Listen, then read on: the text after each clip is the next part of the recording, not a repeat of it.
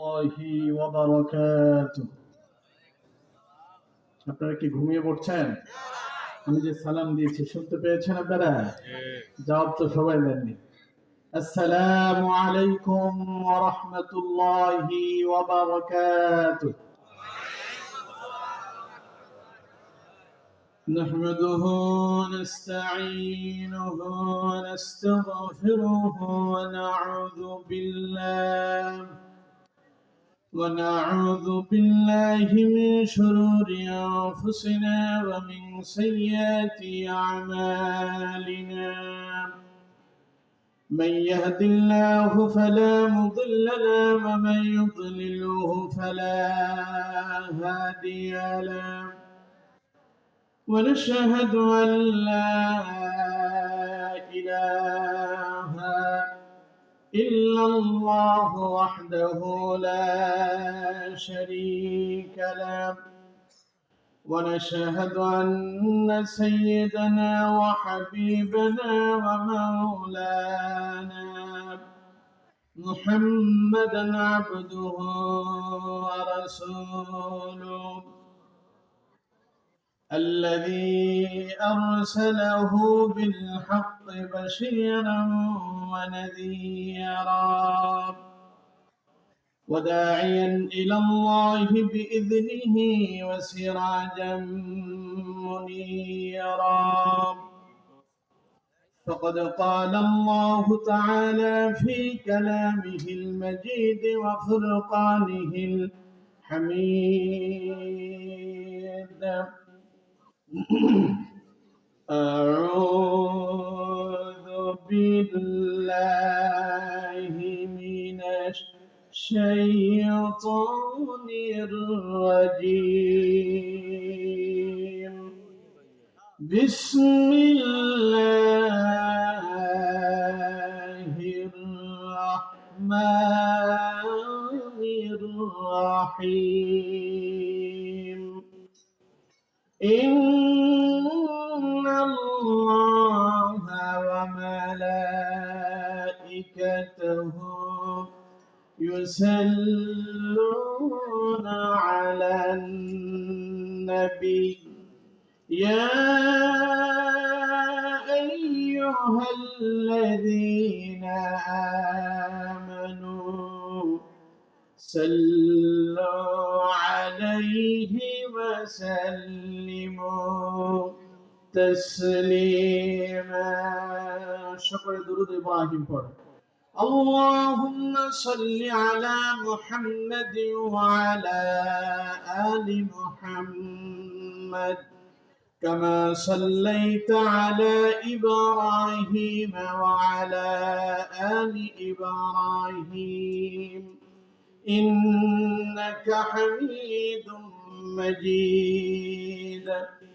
اللهم بارك على محمد وعلى آل محمد كما باركت على إبراهيم وعلى آل إبراهيم إنك حميد مجيد. بلغ العلا بكماله كشف الدجى بجماله حسنت جميع خصاله صلوا عليه وآله. الحمد لله.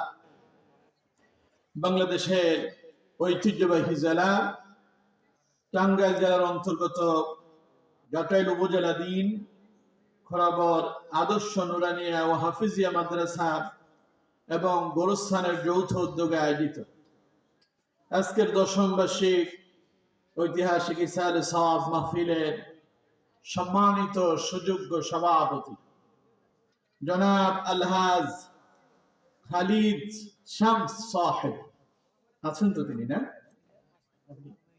মাশাআল্লাহ। আমরা আজকের সভাপতির জন্য প্রাণ ভরে দোয়া করছি, যিনি শুধু মাহফিলের সভাপতি নন, যিনি অত্র মাদ্রাসা এবং গোরস্থান পরিচালনা কমিটির একজন সভাপতি। আমরা তার জন্য দোয়া করছি, আল্লাহ তাআলা তাকে দীর্ঘ নেক হায়াত দারাজ করুন, পড়ুন আমিন। আজকের মাহফিলের প্রধান অতিথি উপজেলা নির্বাহী অফিসার ঘাটাইল জনাব মোহাম্মদ আবু সাঈদ সাহেব, তিনি এসেছিলেন, কথা বলেছিলেন। আল্লাহ তাআলা তাকে দ্বীনের পথে, ইসলামের পথে আমরণ কবুল আর মঞ্জুর করুন, পড়ুন আমিন। বিশেষ অতিথি জনাব জাহিদুর রহমান, সহকারী কমিশনার ভূমি, তিনিও কি এসেছিলেন? আচ্ছা, তিনি অসুস্থ আছেন, আমরা তার জন্য দোয়া করছি, আল্লাহ তাআলা তাকে শিফায়ে কুল্লিয়া আজলা দান করুন, পড়ুন আমিন। এবং জনাব এনামুল হক সাহেব, তিনি কি এসেছিলেন? আসছিলেন। আমরা তার জন্য দোয়া করছি, আল্লাহ তাআলা তাকেও কোরআনের পথে, ইসলামের পথে কবুল আর মঞ্জুর করুন, পড়ুন আমিন। আমার পূর্বে আপনাদের সামনে অত্যন্ত চমৎকার আলোচনা করেছিলেন তরুণ মুফাসসির কোরআন, বিশিষ্ট ইসলামী চিন্তাবিদ হযরত মাওলানা মুফতি এনামুল হাসান নূরি সাহেব। তিনি যত কথা বলেছেন, আপনারা যারা শোনাচ্ছেন, আল্লাহ তাআলা তার বলা এবং আপনাদের শোনাগুলোকে কবুল আর মঞ্জুর করুন, পড়ুন আমিন। আলোচনা করেছেন অত্র মসজিদের সম্মানিত খতিব হাফিজ মাওলানা মুফতি মাহমুদুল হাসান নাঈম সাহেব সহ যতজন কথা বলেছেন, আল্লাহ তাআলা সকলের বলা এবং আপনাদের শোনাগুলোকে নাজাতের জারিয়া হিসেবে কবুল আর মঞ্জুর করুন। মঞ্চ উপবিষ্ট হযরত উলামায়ে কেরাম, বিভিন্ন স্তরে বিভিন্ন পর্যায়ে দাওয়াতি মেহমানবৃন্দ, দূর দূরান্ত থেকে আগত কোরআন প্রেমিক, ইসলাম প্রেমিক, মুসল্লিয়ানে কেরাম, মুরব্বিয়ানে ইজাম, যুবক ভাইরা, পর্দার অন্তরালের সম্মানিতা, শ্রদ্ধেয়া, সর্বগুণে গুণান্বিতা মুমিনা মা এবং বোনেরা, আলোচনার সূচনা লগ্নে আনুষ্ঠানিকতার মধ্য দিয়ে আমি আবারও আপনাদেরকে অন্তঃস্থল থেকে সালাম নিবেদন করছি। আসসালামু আলাইকুম ওয়া রাহমাতুল্লাহি ওয়া বারাকাতুহু। শুকরগুজার হচ্ছি সে মহান মুনিবের প্রতি, যিনি বিশাল আকাশ এবং বিস্তীর্ণ এই জমিনের মালিক, যিনি সাগর মহাসাগরের মালিক, যিনি কুল কায়নাতের মালিক, যিনি জান্নাত জাহান্নামের মালিক, যিনি আরশ আযীমের মালিক।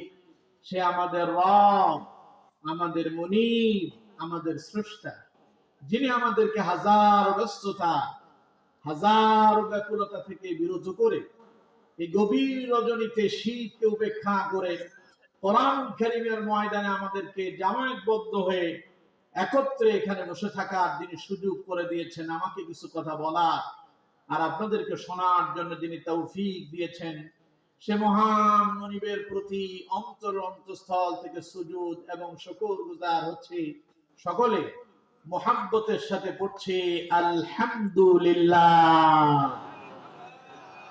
আরেকটু আওয়াজ দিয়ে আকাশ বাতাস মুখরিত করে চিৎকার মেরে পড়েন আলহামদুলিল্লাহ। পড়ুন রব্বানা লাকাল হামদ হামদান কাসীরান তাইয়িবান মুবারাকান ফীহি ইয়া রাব্বি লাকাল হামদু কামা ইয়ানবাগী লিজালালি ওয়াজহিক ওয়া আযীমি সুলতানিক। সবাই পড়ুন লা ইলাহা ইল্লাল্লাহু ওয়াহদাহু লা শারীকা লাহু লাহুল মুলকু ওয়া লাহুল হামদু ওয়া হুয়া আলা কুল্লি শাইইন কাদির। পড়ুন আলহামদুলিল্লাহ। আমরা আমাদের মুনিবের শেখানো ভাষা তার প্রশংসা আদায় করে নিয়েছি। সম্মানিত বন্ধুগণ, প্রিয় ভাই সাহেব, আপনারা সবাই কেমন আছেন? আলহামদুলিল্লাহ, আমিও ভালো আছি। তবে রাত যত গভীর হচ্ছে তত আমি একটু অসুস্থ হয়ে যাচ্ছিলাম। মাহফিল কমিটি আব্দুল করিম ভাই আমাকে দাওয়াত করেছিলেন, বললেন যে রাত 10টায় আমার উঠাবেন। ঘড়ির দিকে তাকায়, আমার ঘড়িতে রাত 10টা বাজে। যেই রুমে যেই কক্ষে আমার রাখা হলো সেই দেয়ালের ঘড়িতেও 10টা বাজে, কিন্তু মঞ্চে যারা আছে ওনাদের ঘড়িতে 10টা বাজে না।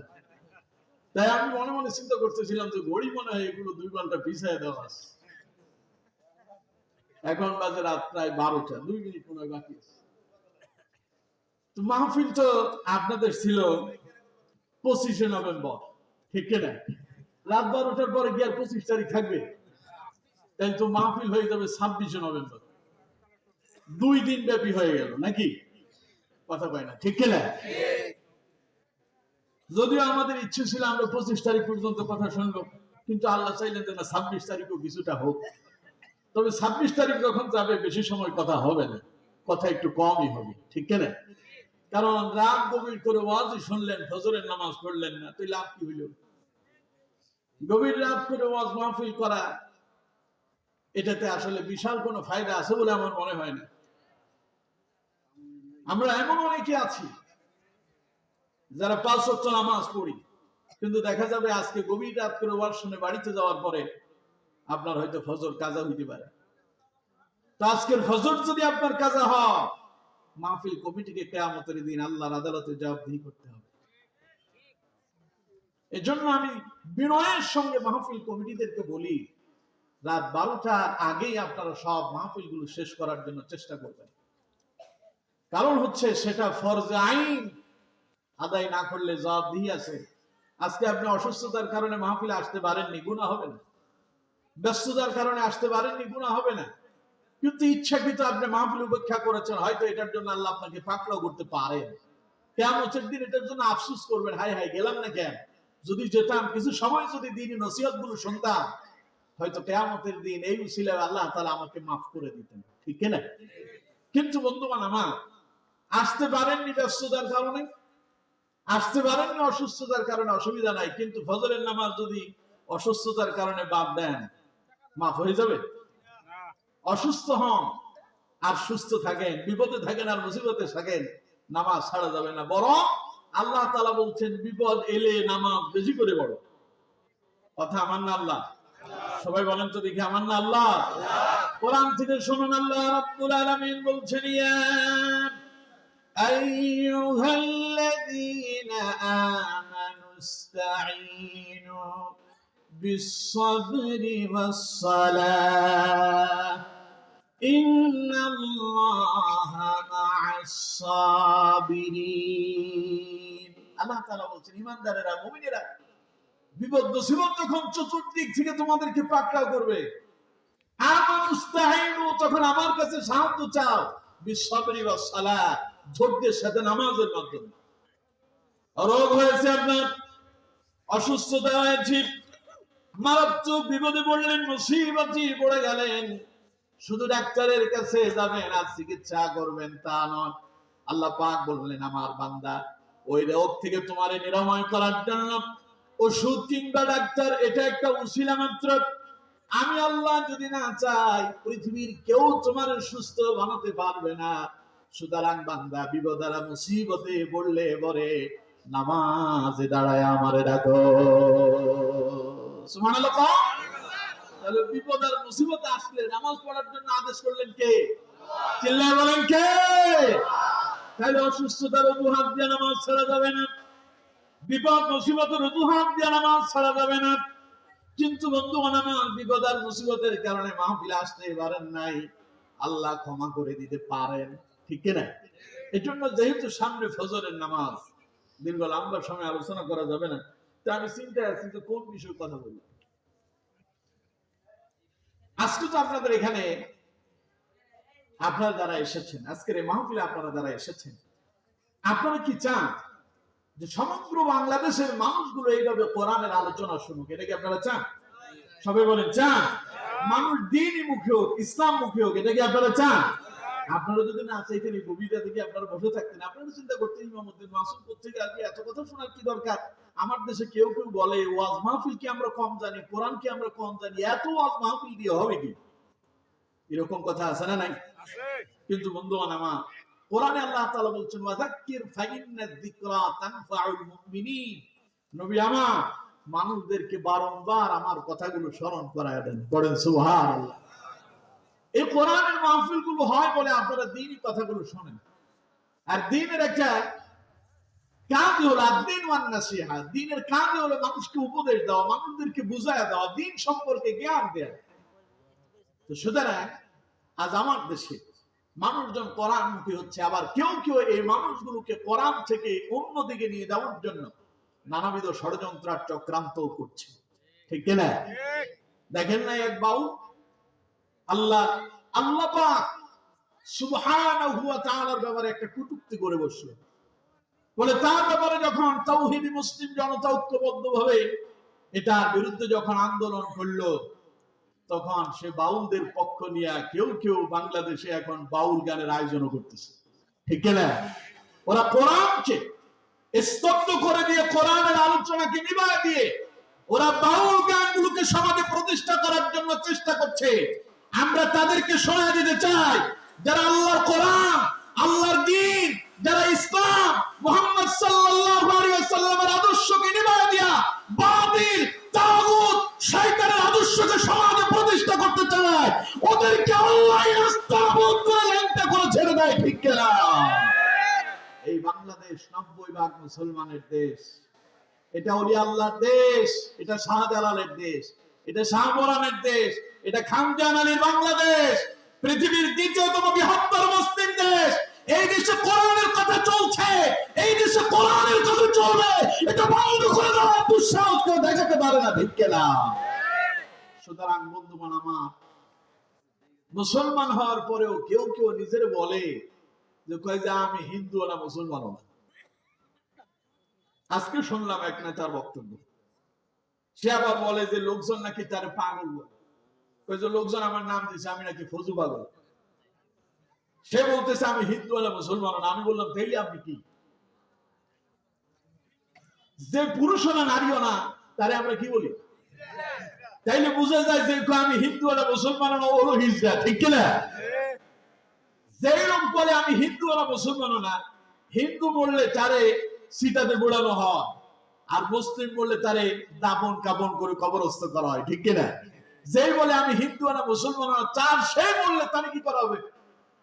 আমার কাছে এর একখান ব্যাখ্যা আছে, সে যেহেতু হিন্দু না মুসলমান না, মরার পরে তারে একখান কাম করা যাবে, তা হলো পায়ের ভিতরে রশি বাঁধা দুই পায়ের উপরের দিকে ঝুলাই দিয়া মাথাটার নিচের দিকে লটকাই দিয়ে দেখা দিতে হবে, যারা নিজেদের কোন ধর্মের ভেতরে রাখে না, সেই হিন্দু না মুসলমান বলে বলে মরার পরে তার পা দুটো উপরের দিকে থাকবে, মাথাটা নিচের দিকে ঝুলে থাকবে, জিহ্বাটা বের হয়ে যাবে, মানুষ তারা দেখবে আর শিখবে, বলবে জীবনে হিন্দু না মুসলমান এই কথা বলবো না, কোনো না কোনো ধর্মের সাথে নিজেকে সম্পৃক্ত রাখবো, ঠিক কিনা?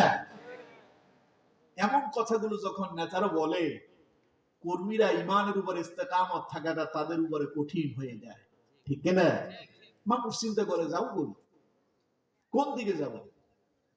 আবার এদের পক্ষ অবলম্বন করে কিছু কিছু আমাদের মতো দেখবেন দাড়িও আছে, টুপিও আছে, পাঞ্জাবিও আছে, জুব্বাও আছে, ওয়াজ মাহফিলও করে, তারা আবার বাউল ফাউলদের পক্ষ নিয়ে তারা আবার বক্তব্য দেয়, আছে না নাই? তা আপনারা সাধারণ পাবলিক বলবেন যে আমরা এখন যাবো কই? বিপদে পড়ছেন না এখন আপনারা? দেখুন যাবেন কই আজকে সেই বিষয়ের উপরে আলোচনা ইনশাআল্লাহ। আসুন শুরু করি। আউযু বিল্লাহি মিনাশ শাইতানির রাজীম। বিসমিল্লাহির রাহমানির রাহিম।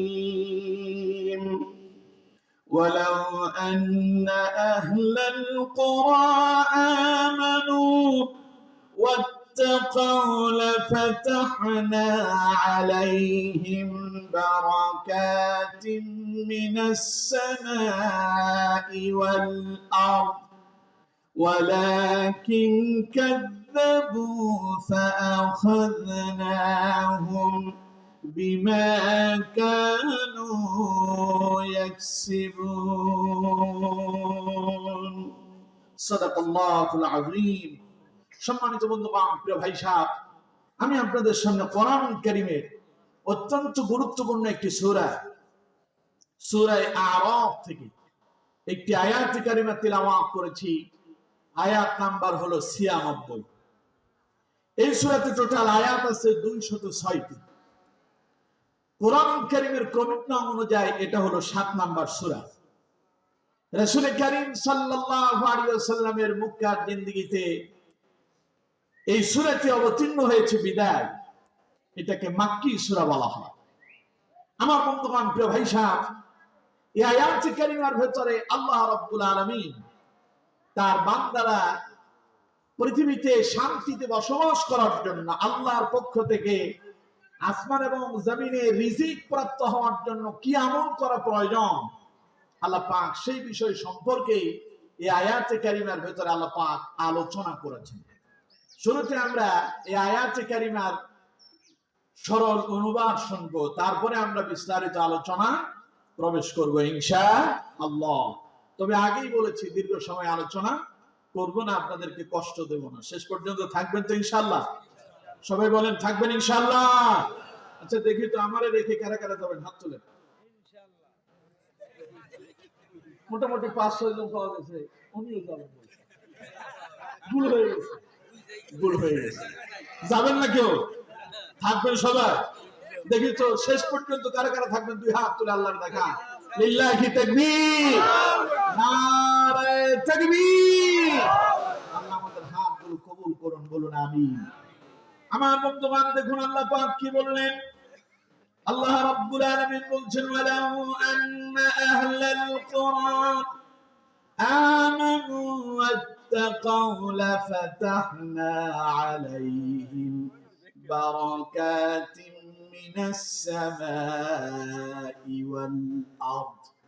আল্লাহ পাক বলছেন, ওয়ালাউ আন্না আহলাল কুরআন, জনপদের মানুষ যদি এমন হতো, আমানু তারা যদি ঈমান আনতো, ওয়াত্তাকাউ এবং তারা যদি তাকওয়ার পথ অবলম্বন করত, লাফাতাহনা আলাইহিম বারাকাতিন মিনাস সামাই ওয়াল আরদ, তাহলে আমি তাদের জন্য আসমান এবং জমিনের সমস্ত বরকতের দরজা সমূহ খুলে দিতাম। সুবহানাল্লাহ। শুধু সামনের লোকজন বুঝছে তাই বলছে, পেছনের লোকেরা বোঝে না, তাই সুবহানাল্লাহ বলেন নাই নাকি? যারা বুঝেন নাই তারা চুপ থাকবেন, যারা বুঝতে পারছেন তারা একটু চিল্লায় কন্ত দেখি সুবহানাল্লাহ। তার মানে ঘাটাইলের মানুষ খুব চালাক, যে হুজুর আপনি মনে করছেন অল্পতে ছাড়বেন, এত তাড়াতাড়ি আমরা ছাড়বো না, 2টা কথা একটু বেশি বের করেই ছাড়বো। তবে মাইন্ডের যে অবস্থা, এতে 2টা কথা বের করাটা কষ্ট হয়ে যায়। আমার বন্ধুগণ, আল্লাহ পাক বলছেন, ওয়ালাকিন কাযযাবু, তবে তারা মিথ্যা প্রতিপন্ন করলো। ফাআখাযনাহুম বিমা কানু ইয়াকসিবুন, ফলে আমি তাদের অধিকাংশকেই আমার আযাব দিয়ে পাকড়াও করেছি। এই হচ্ছে আয়াতের সরল অনুবাদ। আয়াতের সরল অনুবাদ থেকে আপনারা মোটামুটি একটা মেসেজ পেয়ে গেছেন। তা হচ্ছে আল্লাহ তাআলা এই আয়াতে কারিমার ভেতরে তিনি আফসোস করে বান্দাদের ব্যাপারে বললেন, আমার বান্দারা যদি 2টা জিনিসকে যদি তারা ফলো করত, এক হলো ঈমান, আরেকটা হলো তাকওয়া।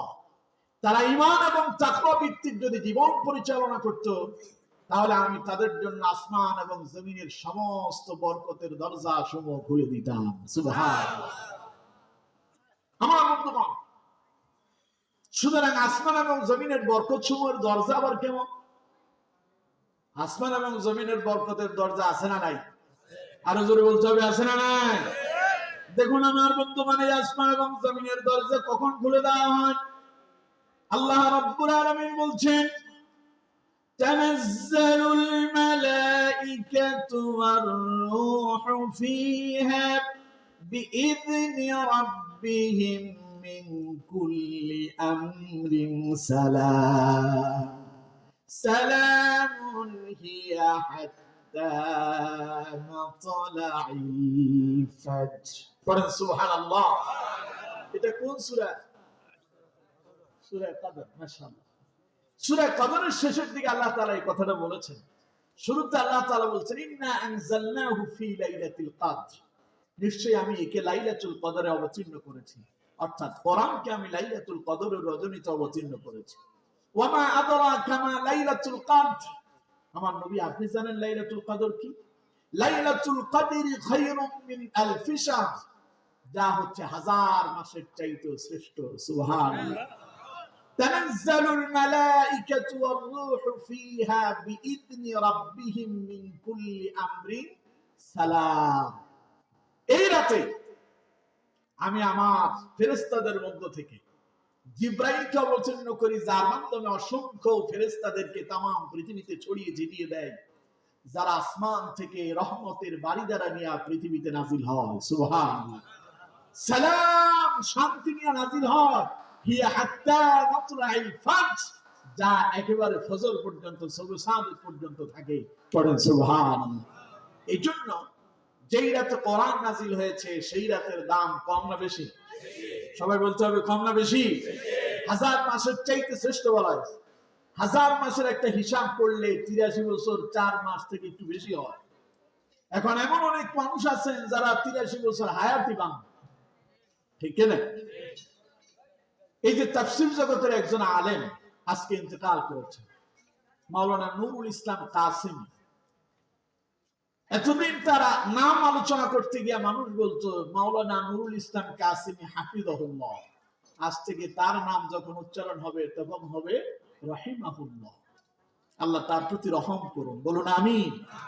আল্লাহ তার কবরটাকে জান্নাতের টুকরা বানিয়ে দেন, বলেন আমিন। অত্যন্ত চমৎকার আলোচনা করতেন। হয়তো এই বছর অনেকগুলো প্রোগ্রাম তিনি শিডিউল করে সাজিয়ে রেখেছেন। বিভিন্ন জায়গায় যাবেন, মানুষের কাছে কোরআনের কথা শোনায় দেবেন। কিন্তু আল্লাহর ফায়সালা ছিল তার ভিন্ন। দীর্ঘদিন যাবৎ তিনি অসুস্থ ছিলেন, হসপিটালে ভর্তি থাকা অবস্থায় আজকে তিনি ইন্তেকাল করেছেন। ইন্না লিল্লাহি ওয়া ইন্না ইলাইহি রাজিউন। আল্লাহ তাআলা তার সমস্ত গুনাহগুলো মাফ করে দিন। আর জোরে পড়েন না আমিন। আল্লাহ তার নেক আমলগুলো কবুল আর মঞ্জুর করুন। আল্লাহ তার কবরটাকে জান্নাতের উচ্চ মাকাম বানিয়ে দেন, বলেন আমিন। তিনি কি জানতেন এত তাড়াতাড়ি তিনি চলে যাবেন? যদি জানতো তিনি কি তার ডায়েরিতে এই বছরের জন্য শিডিউল নিতেন? কথা বলেন, নিতেন? আমিও জানি না। আমার ডায়েরিতে অনেকগুলো নোট করা আছে। আগামীকাল কোথায় আমি কথা বলবো, পরশুদিন কোথায় আমি প্রোগ্রামে যাব, সব আমার ডায়েরিতে শিডিউল করা আছে। কিন্তু আল্লাহর ডায়েরিতেও আমার ব্যাপারে একটা শিডিউল হয়ে আছে। আল্লাহই ভালো জানেন কখন আমার ইন্তেকাল হয়ে যাবে। আল্লাহই ভালো জানেন কখন আমার ডাক এসে যাবে। আল্লাহই ভালো জানেন কখন আপনার ডাক এসে যাবে, আমরা কেউ জানি না। তবে বন্ধুগণ আমার, এখান থেকে আপনি বাড়ি পর্যন্ত যেতে পারবেন এইরকম কোন গ্যারান্টি দিতে পারবেন না। আল্লাহ যদি ডাক দেন, ইদা জাআ আজালুহুম লা ইস্তাখিরুনা সাআতান ওয়া লা ইস্তাকদিমুন। আল্লাহ যদি ডাক দেন 1 মিনিটের জন্য, 1 সেকেন্ডের জন্য আর অবকাশ দেওয়া হবে না। মালাকুল মউত আসবে, তো দেহ থেকে রূহটা টান মেরে বের করে নিয়ে যাবে। যেখানেই থাকেন না কেন, যেখানেই যান না কেন, সেখানে মালাকুল মউত যেতে পারবে কি পারবে না? কথা বলে না, পারবে কি পারবে না? আল্লাহ রাব্বুল আলামিন বলছেন, আমি আমার মালাকুল মউতকে এমন শক্তিশালী করে তৈরি করেছি, আমার বান্দা তুমি যেখানেই থাকো না কেন, যেখানেই যাও না কেন, মালাকুল মউত তোমার সঙ্গে সাক্ষাৎ করবে। কুল ইন্নাল মাউতাল্লাযী তাফিররুনা মিনহু ফাইন্নাহু মুলাকীকুম।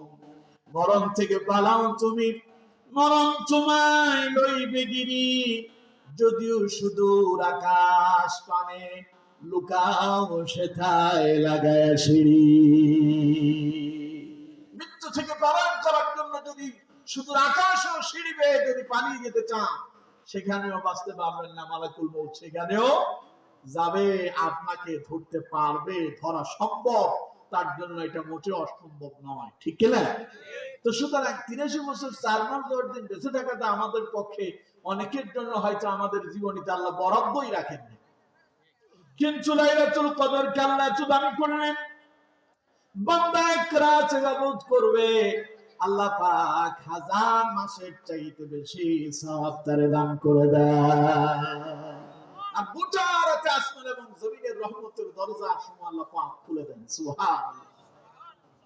এই আয়াতে কারিমার ভিতরে আল্লাহ রাব্বুল আলামিন তার বান্দাদেরকে বললেন, লক্ষ্য করে পৃথিবীর জনপদের মানুষদেরকে বললেন, ওয়ালাউ আন্না আহলাল কুরা আমানু, জনপদের মানুষরা কেন ঈমান আনলো না, ওয়াত্তাকাউ, কেন তারা তাকওয়ার পথ অবলম্বন করলো না, লাফাতাহনা আলাইহিম বারাকাতিন মিনাস সামাই ওয়াল আরদ, ওরা যদি ঈমান আনতো, ওরা যদি তাকওয়ার পথ অবলম্বন করত, তাহলে পরে আমি আল্লাহ তাদের জন্য আসমান এবং জমিনের সমস্ত বরকতের দরজা খুলে দিতাম। এখন আপনারা অনেকে বলবেন, হুজুর তাহলে আমরা কি ঈমানদার না? আমরা সবাই কি ঈমানদার না? কথা কয় না, আমরা সবাই কি ঈমানদার না? আমরা সবাই ঈমানদার।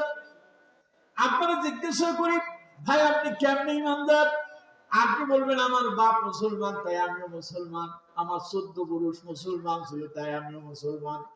আসলে মুসলমান কারে কয়, মুমিন কারে কয়, এর সংজ্ঞাই আমরা অনেকে জানি না। কেউ কেউ আবার বলে, কে বলেছে আমি মুমিন না? আমি কি পারি না লা ইলাহা ইল্লাল্লাহু মুহাম্মাদুর রাসূলুল্লাহ সাল্লাল্লাহু আলাইহি ওয়াসাল্লাম। অনেকে মনে করে এই কালেমা পড়লে মনে হয় যে আমি মুমিন হয়ে গেলাম।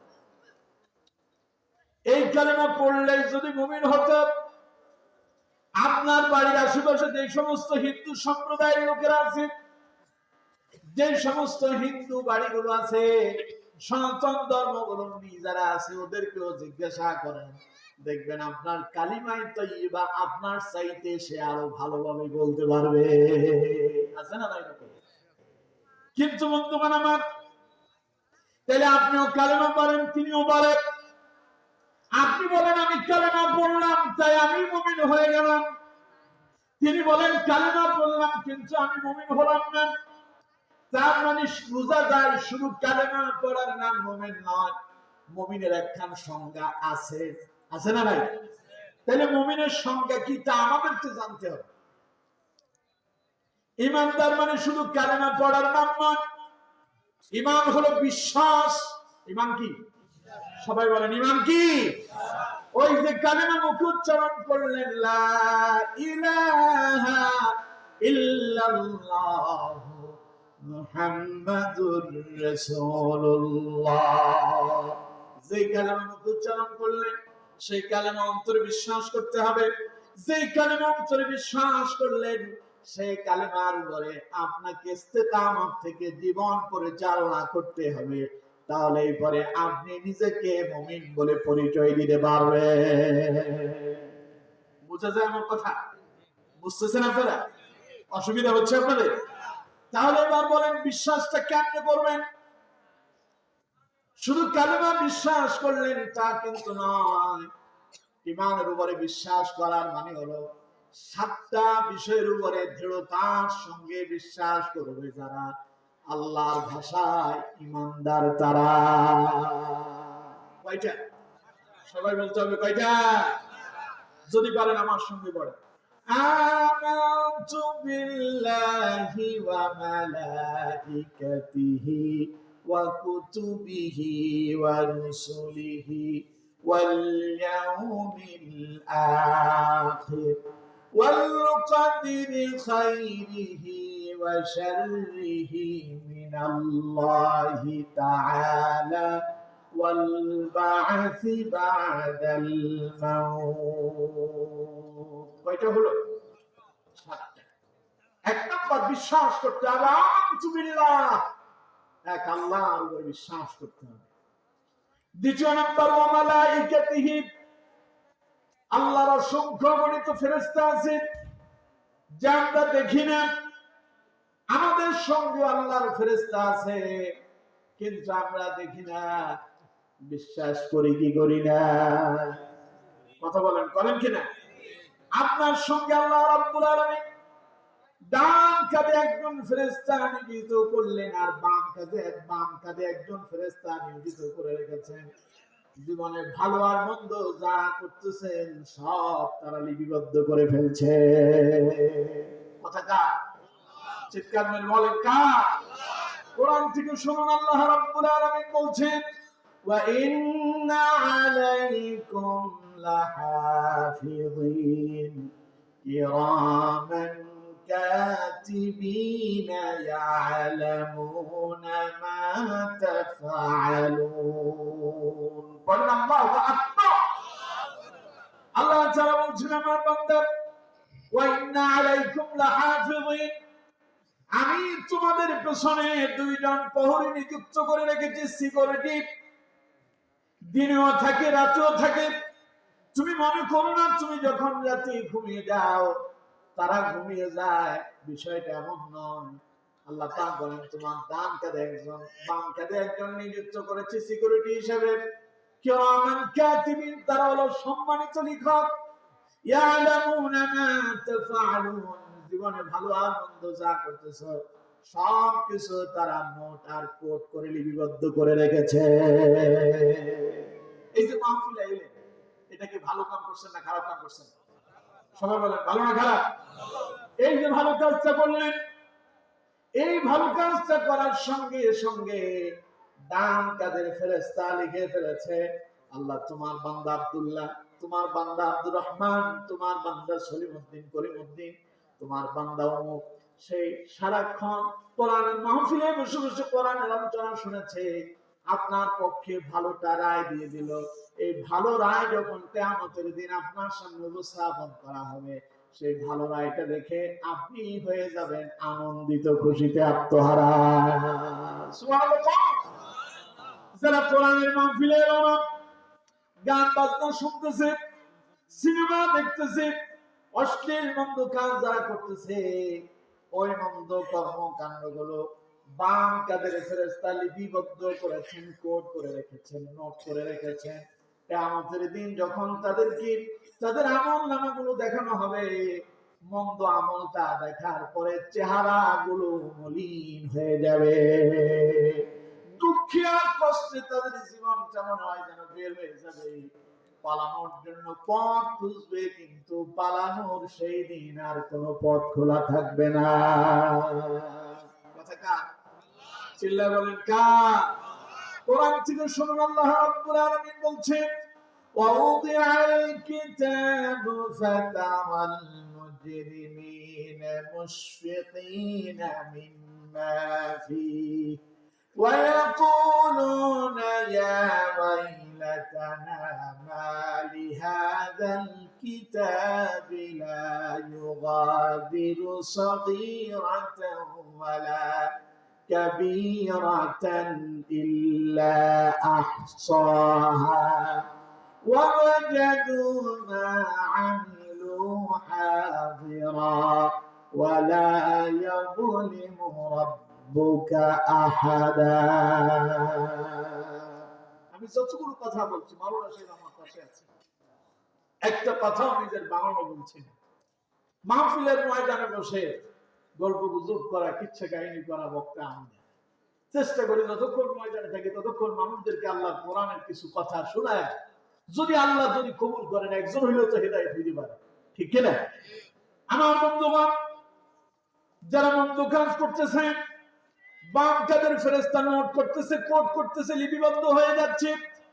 কিয়ামতের দিন আপনার সামনে যখন আপনার আমলনামা দেওয়া হবে, আল্লাহ পাক বলছেন ওয়াউদিআল কিতাব, হবে কিয়ামতের দিন যখন মানুষের আমলনামা কিতাব আকারে দেওয়া হবে, ফাতারাল মুজরিমিনা মুশফিকিনা মিম্মা ফি, সেই দিন আপনি দেখতে পাবেন কতগুলো চেহারা মলিন হয়ে গেল, চিন্তার ছাপ উঠেছে তার কপালে, চিন্তার ভাঁজ পড়ে গেছে তার কপালে, টেনশনে আছে মানুষগুলো।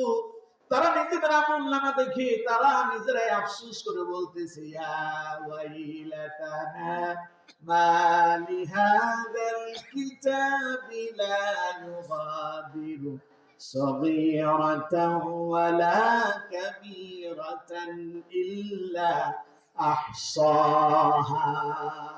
আবার কেমন কিতাব? জীবনের ছোট আর মন্দ, ছোট আর বড়, জীবনের যত কাজ করছি কোন কথাই বাদ গেল না, ছোটটাও এখানে লিপিবদ্ধ আছে, বড়টাও লিপিবদ্ধ হয়ে গেল। জীবনের সব কর্মকাণ্ড যখন সামনে এসে যাবে, আফসোস করে বলবে আহারে, ওয়ায়াকুলুল কাফিরু ইয়া লাইতানি কুনতু তুরাবা। আফসোস করে বলবে আহারে, মাটিটা যদি ফেটে যেত আমি মাটি হয়ে যেতাম, কিংবা মাটিটা ফেটে গেলে আমি মাটির ভিতরে ঢুকে যেতাম। কেন আমি মাটি হয়ে গেলাম না? আল্লাহ কেন আমার মাটি বানায় দিল না? আরে আমি যদি মাটি হয়ে যেতাম, আফসোস করবে, কিন্তু সেই দিন আফসোসের কোন সীমারেখা থাকবে না। থাকবে কি? দাম কাঁদে একজন ফেরেশতা, দাম কাঁদে একজন ফেরেশতা আমাদের সঙ্গে আছে, যা করতেছে সব রেকর্ড হয়ে যাচ্ছে।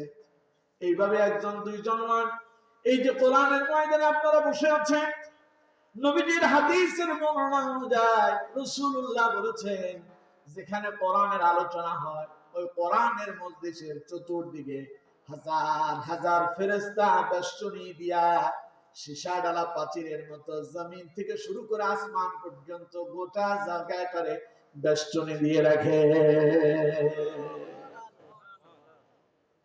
সুতরাং বন্ধুগণ আমার, এখানেই শেষ নয়।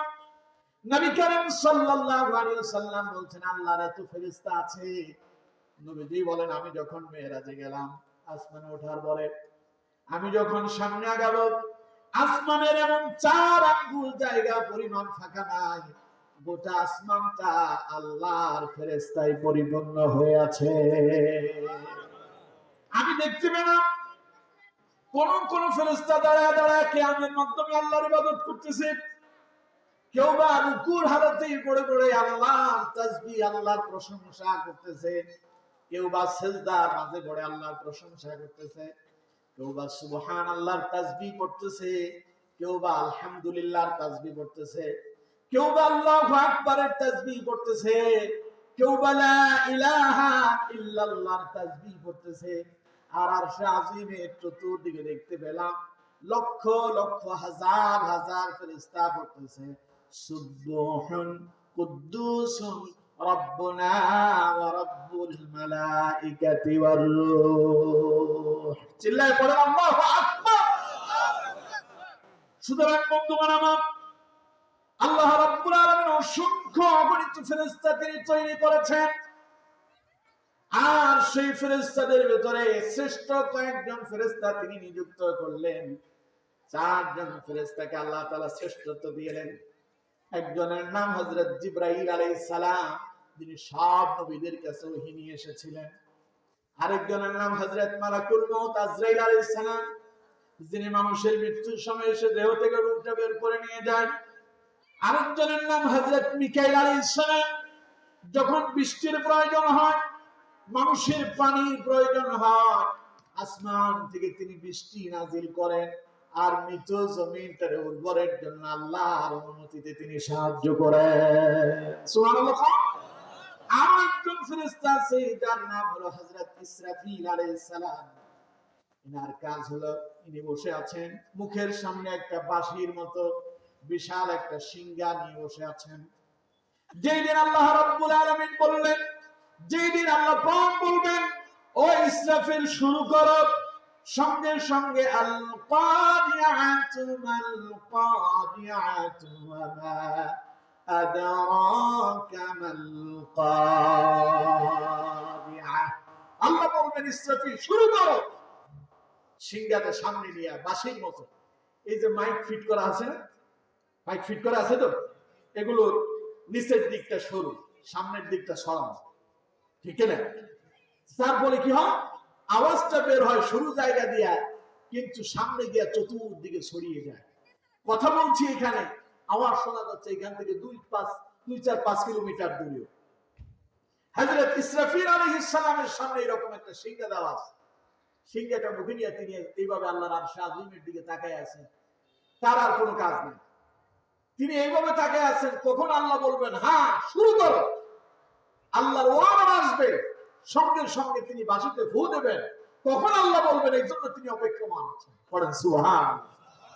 তিনি যখনই ফু দেবেন, আল কারিআ, এক মহাপ্রলয়, মহাদুর্যোগ, বিকট শব্দের আবিষ্কার হবে।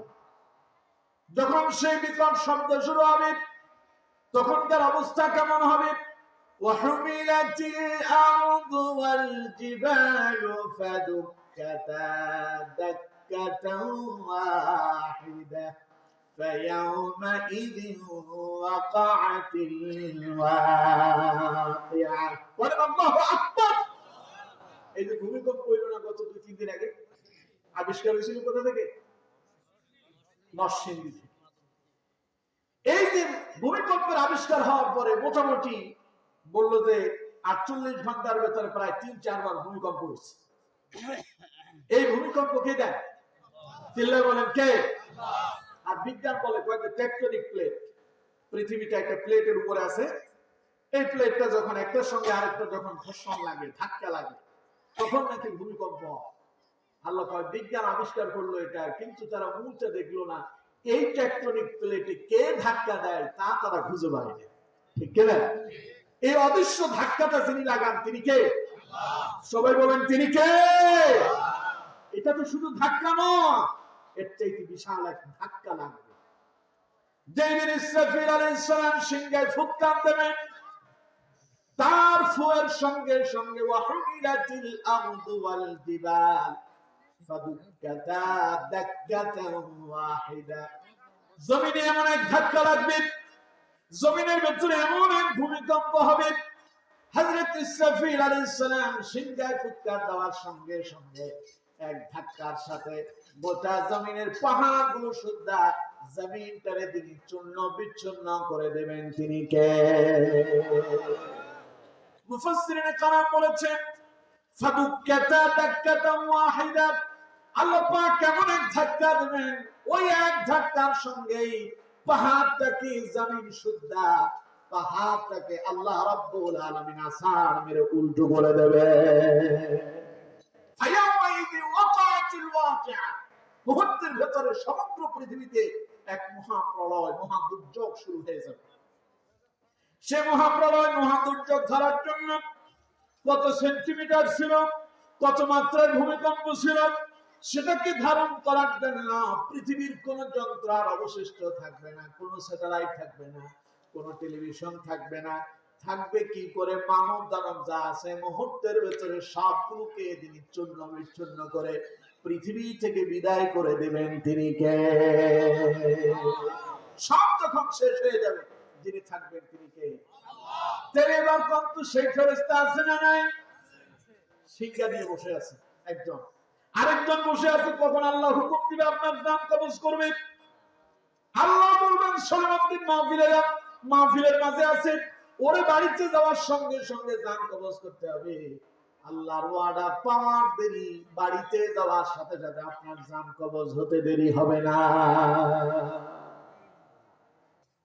বিশ্বাস হয়? কথা কয় না, বিশ্বাস হয়? আর জিবরাইল আলাইহিস সালাম তো রাসূলের কাছে এসেছেন, এটি তো অবিশ্বাস করার কোনো কিছুই না, আছে কি? প্রথম দিন যখন জিবরাইল রাসূলুল্লাহর কাছে এলেন, নবী করিম সাল্লাল্লাহু আলাইহি ওয়াসাল্লাম হেরা গুহার পাহাড়ের ভিতরে রাসূলুল্লাহ ধ্যানে মগ্ন। হযরত জিবরাইল রাসূলুল্লাহর কাছে এলেন, পাগুলো জমিনে আর মাথা আসমানে লেগে আছে। সুবহানাল্লাহ। হযরত জিবরাইল রাসূলুল্লাহকে এসে নবুয়তের সুসংবাদ দিলেন, দিয়ে বললেন মুহাম্মদ পড়েন সাল্লাল্লাহু আলাইহি ওয়াসাল্লাম, নবী আপনি আমার সঙ্গে পড়েন ইকরা। নবীজি বললেন মা আনা বিকারি, আমি তো পড়তে জানি না। হযরত জিবরাইল বললেন আল্লাহ কার কাছে পাঠালেন, উনি নাকি পড়তে জানেন না।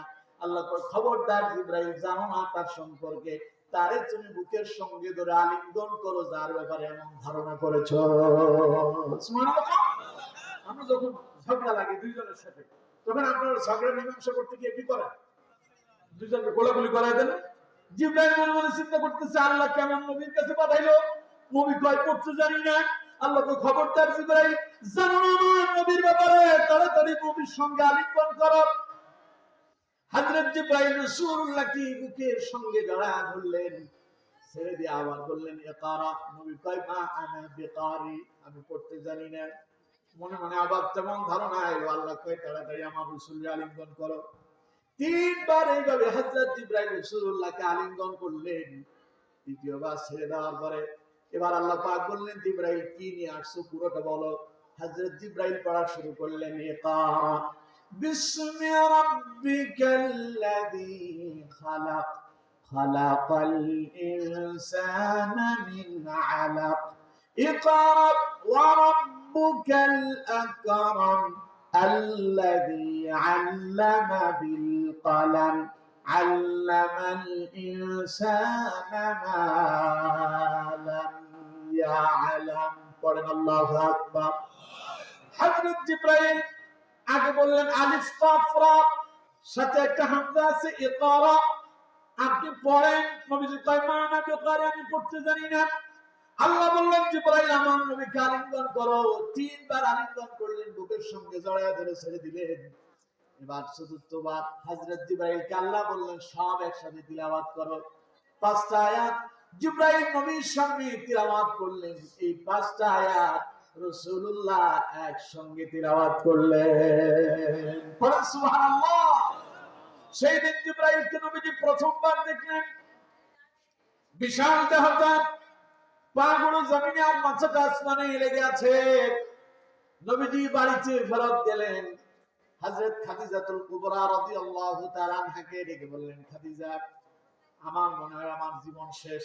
কি দেখেছি আমি? এটা এমন একজন মানুষকে দেখলাম, এমন এক ব্যক্তিকে দেখলাম, পা জমিনে মাথায় আসমানে। আমার এই পড়তে কইল। আমি যখন বললাম আমি পড়তে জানি না, বুকের সঙ্গে জড়া ধরে আমার সঙ্গে আলিঙ্গন করলো। তিনি আমার বুকের সঙ্গে জড়ায় ধরছে। আমার কাছে মনে হলো যেন আমার পাজরের সব হাড়গুলো ভেঙে চূর্ণ বিচ্ছিন্ন হয়ে গেল। খাদিজা মনে হয় আমি শেষ হয়ে গেলাম, আমি মনে হয় মরে যাব। হযরত খাদিজা বললেন, ইয়া রাসূলুল্লাহ সাল্লাল্লাহু আলাইহি ওয়াসাল্লাম, স্বামী আমার, টেনশন করবেন না, ভয় পাবেন না। আপনার যে রোগ হয়েছে, এই রোগের একজন চিকিৎসক আমার কাছে আছে, যিনি আমার চাচাতো ভাই, নাম হলো ওয়ারাকা ইবনে নওফেল। টেনশন করবেন না, আমি সেই ডাক্তারের কাছে আপনারে নিয়ে যাব। চিল্লায় পড়েন সুবহানাল্লাহ। ওয়ারাকা ইবনে নওফেলের কাছে নিয়ে যাওয়া হলো রাসূলুল্লাহকে। নবীজি সমস্ত বৃত্তান্ত খুলে বললেন। ওয়ারাকা ইবনে নওফেল বলল, ভাতিজা মুহাম্মদ, তুমি যা দেখেছো এটা তো স্বাভাবিক কোনো কিছু দেখো নাই। তোমার কাছে যিনি এসেছিলেন ইনি তো হযরত মুসার কাছে এসেছিলেন। সুবহানাল্লাহ। ও মুহাম্মদ, তুমি জানো না এমন একজন তোমার কাছে এসেছেন, তিনি এমন বার্তা নিয়ে তোমার কাছে এলেন। লোকেরা যখন এটা জানবে, তুমি যখন মানুষের কাছে কালেমার দাওয়াত দিতে যাবে, সময় এমন আসবে এই মক্কার লোকেরা তোমার বিরোধিতা করবে। আজ তো আমার চোখের দৃষ্টি চলে গেল, আমি তো এখন চোখে ভালোভাবে দেখতে পারি না। ভাতিজা মুহাম্মদ, সেই দিন যদি আমি বেঁচে থাকি, যেই দিন মক্কার লোকেরা তোমার বিরোধিতা করবে, সেই দিন আমি আমার শক্তি দিয়া তোমার পক্ষ অবলম্বন করে তোমার সাহায্য করব। চিল্লায়া বলেন সুবহানাল্লাহ। এই দেখলেন প্রথমবার রাসূলুল্লাহ জিবরাইলকে। আরেকবার দেখেছিলেন যেই দিন রাসূলুল্লাহ মিরাজে গেলেন। হযরত জিবরাইল আলাইহিস সালাম সপ্তম আসমানে যাওয়ার পরে রাসূলুল্লাহর সামনে তার সমগ্র দেহটারে আবার প্রকাশ করলেন। বিশাল দেহ ছিল হযরত জিবরাইল আলাইহিস সালামের। এক বর্ণনায় এসেছে হযরত জিবরাইলের দেহের ভেতরে 300, আরেক বর্ণনায় এসেছিল 600 দানা ছিল। বলেন আল্লাহু আকবার। তাহলে চিন্তা করেন, এমন ফেরেশতা আছে, বিশ্বাস হয় তো? কথা কয় না মা?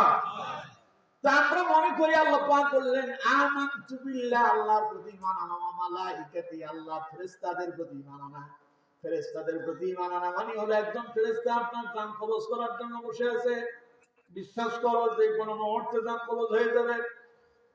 একজন ফেরেশতা তোমাদের জন্য আল্লাহর পক্ষ থেকে নবীর কাছে কোরআন নিয়ে এসেছে, এই কথা তোমরা বিশ্বাস করো। আর একজন ফেরেশতা আছেন যিনি তোমাদের জমিনের ভিতরে ফসল উৎপন্ন করার জন্য, জমিনের যখন সব শুকায় যায়, জমিনটা যখন মরে যায়, আসমান থেকে বৃষ্টি দিয়া জমিনটারে তিনি উর্বর করে দেন। আর একজন ফেরেশতা বসে আছেন, সময় একদিন আসবে, আল্লাহ হুকুম দিবেন, তিনি তার সিংহার ভেতরে, বাঁশির ভেতরে ফু দিবেন, মুহূর্তের ভিতরে তামাম পৃথিবী সব চূর্ণ বিচ্ছিন্ন হয়ে যাবে। তার মানে তামাম পৃথিবী যখন চূর্ণ বিচ্ছিন্ন হয়ে যাবে, মালাকুল মউত যখন তোমার কাছে আসবে, তোমার দেহ থেকে রূহটা বের করে নিয়ে যাওয়ার জন্য চেষ্টা চালাবে, মুহূর্তের ভিতরে তুমি দুনিয়া থেকে লাশ হয়ে কবরে চলে যাবে, দুনিয়াটাও ধ্বংস হয়ে যাবে। তার মানে তুমিও নাই, দুনিয়াও নাই, একজন আছেন, তিনি কে? তার মানে বিশ্বাস করো, তোমাদেরকে মৃত্যু দেওয়ার জন্য ফেরেশতা নিযুক্ত করে রেখেছি। যদিও ফেরেশতা ছাড়া তোমাদের জান কবজ করতে পারতাম, এরপরে ফেরেশতা নিযুক্ত করেছি। কি করো না করো সব দেখি। এরপরেও তোমাদেরকে সিকিউরিটি দেওয়ার জন্য, পর্যবেক্ষণ করার জন্য তোমাদের দেহের ভিতরে দুইজন ফেরেশতা নিযুক্ত করলাম। ভালো মন্দ সব লিপিবদ্ধ হয়ে যাচ্ছে।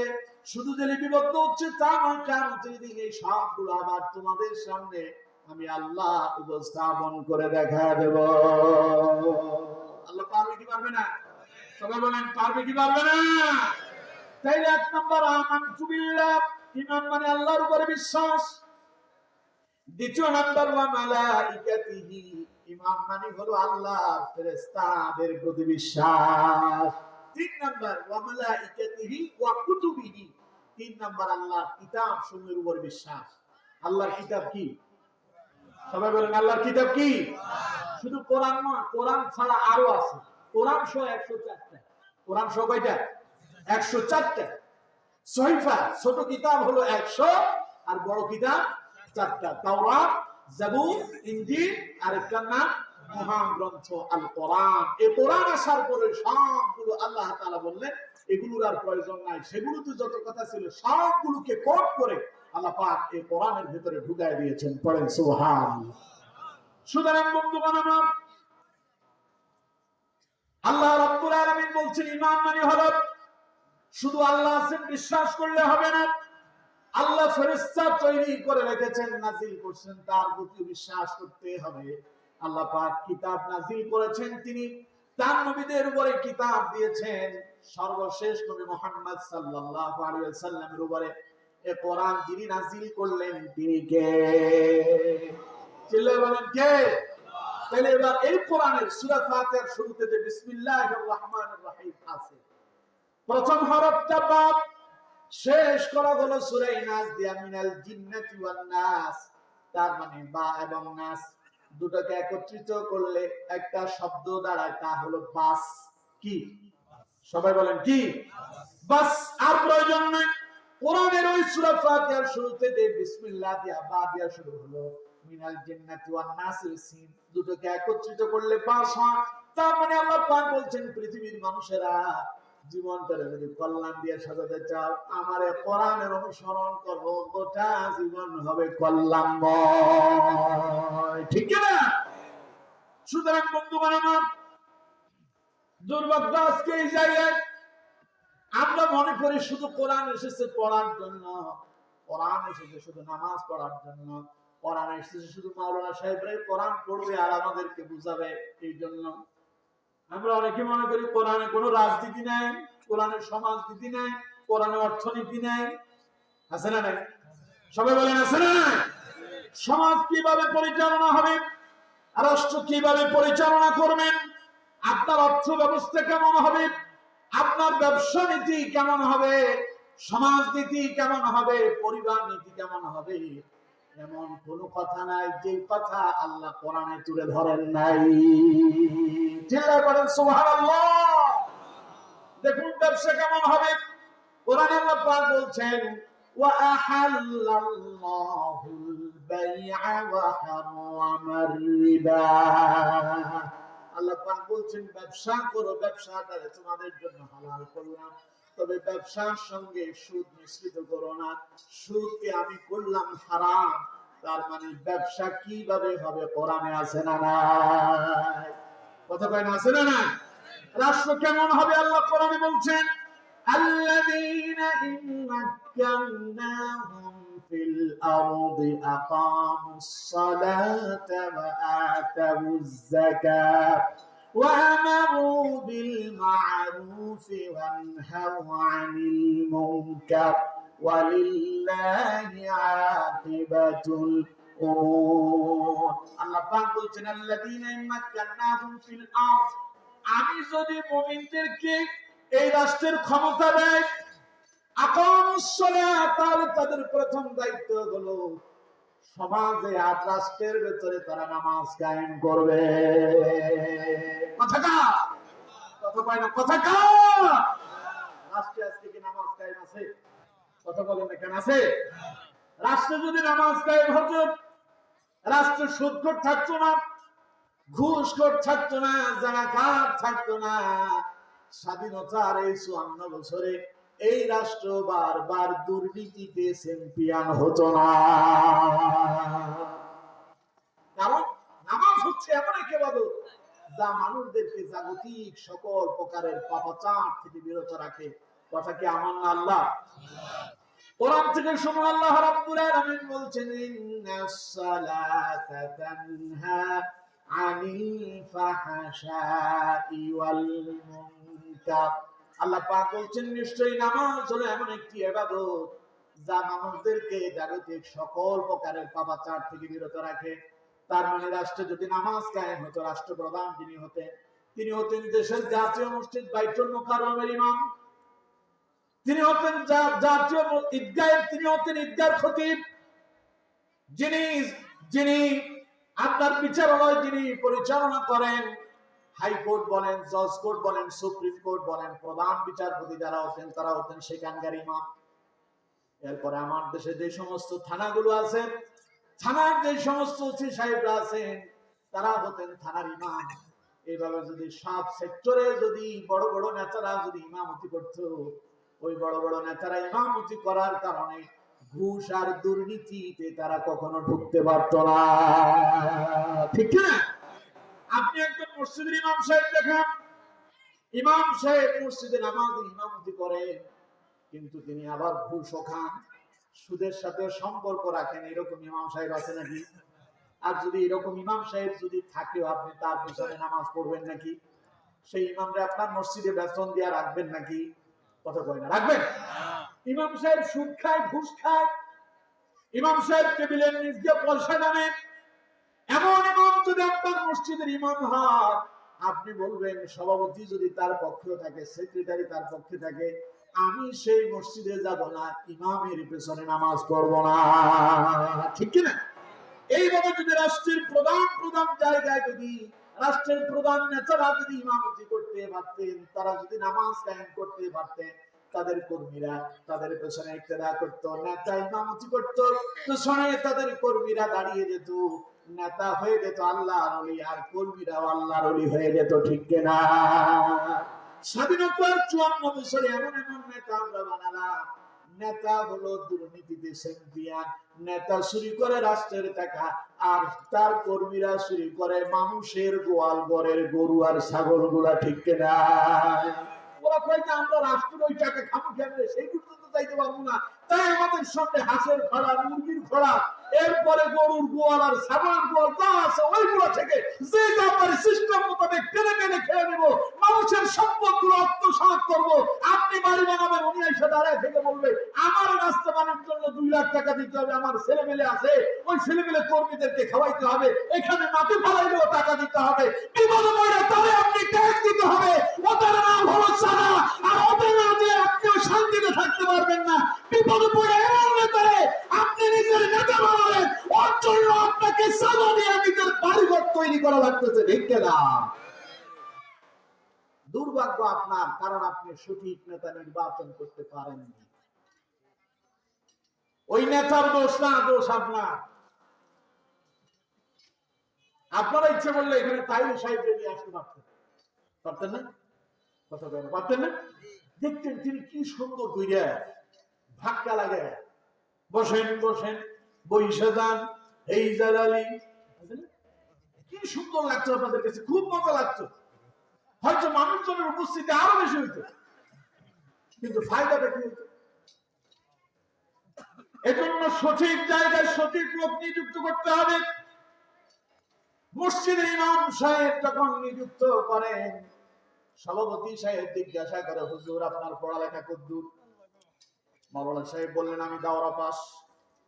কিংবা তিনি বললেন আমি ইফতার শেষ করেছি, আমি মুফতি, কিংবা তিনি বললেন আমি কামেল পাস করেছি, আমি মাওলানা, আমি কারি, আমি হাফেজ। কিন্তু যদিও সভাপতি সাহেব তিনি মাদ্রাসায় জীবনে কোনোদিন যান নাই, এরপরে তিনি মাওলানা সাহেবকে প্রশ্ন করতেছেন, তার মানে এই মাওলানা সাহেবের পেছনে তারা নামাজ পড়তে হবে। মসজিদের ইমাম নিযুক্ত করতে গেলে হুজুরের বউ পর্দায় থাকে নাকি সেটাও দেখে, হুজুরের ইনকাম কেমনে হয়, বাড়িতে কয়জন আছে, পড়ালেখা কতদূর করছে, কোরআন তেলাওয়াত সই আছে নাকি, সব দেখে ইমাম নিযুক্ত করে। এরপরে বেতনের বেলা আসলে বলে হুজুর বেতন কত দিলে হবে, যেহেতু আল্লাহর ঘরের খাদেম হবেন, নামাজ তো নিজেও পড়বেন, তাই নামাজ তো পড়াই লাগবে, আপনি আমাদের ইমামতি করবেন, হাদিয়া কেমন নেবেন? হুজুর কয় আপনারাই বলেন। কয় আপনাদের হুজুরদেরকে তো আল্লাহ চালায়, আলহামদুলিল্লাহ কোনো কথা বলবেন না, রাগ করবেন না, আলহামদুলিল্লাহ বলে কবুল করবেন, আমরা আপনার সম্মানী হিসাবে 5,000 টাকা দেব। কত হাজার? মাওলানা সাহেবরা আগে এমন এক জায়গায় কোপ মারছে, মাওলানা সাহেব রাত করেন না, নামাজ তো আপনিও পড়বেন।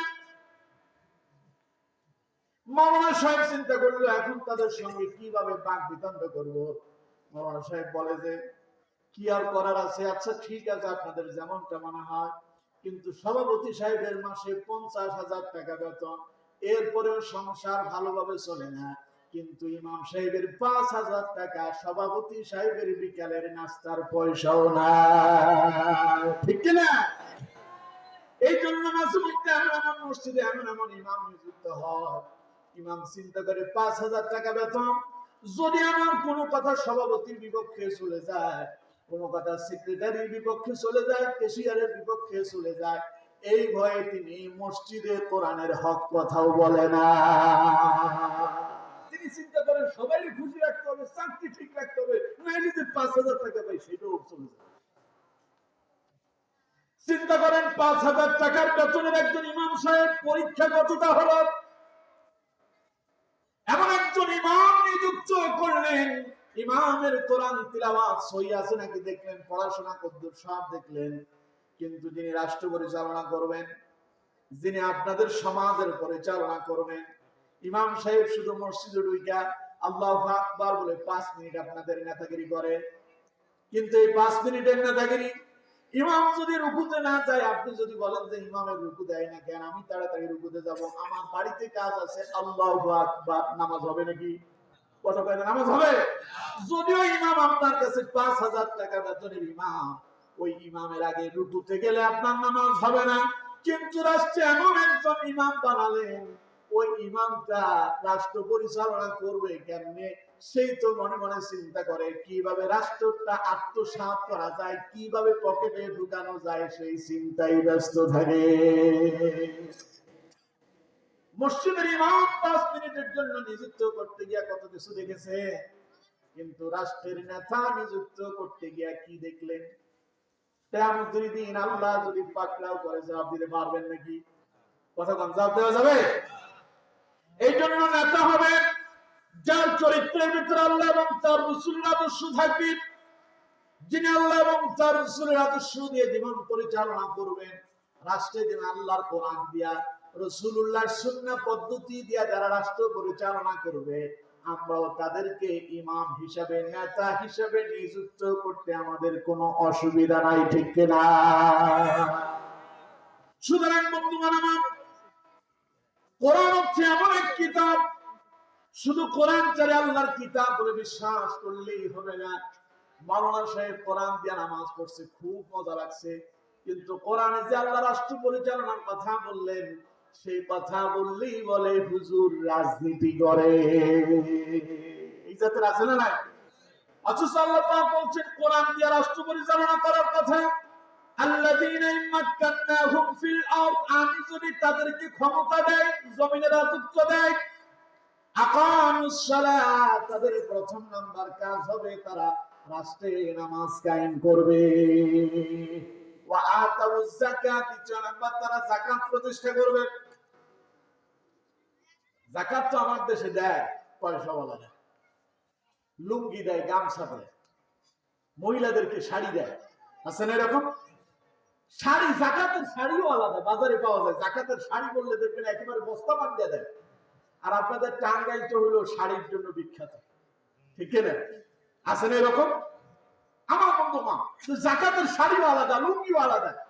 যাকাতের যে শাড়ি দেওয়া হয়েছে কোন একজন মহিলাকে, সেই শাড়ি যদি যিনি যাকাতের শাড়ি বলে দিচ্ছেন, ওই শাড়ি যদি তার বউরে দেয়, ওইটা মুখের উপর মাইরে দিয়া উনি বাপের বাড়ি চলে যাবে, ঠিক না?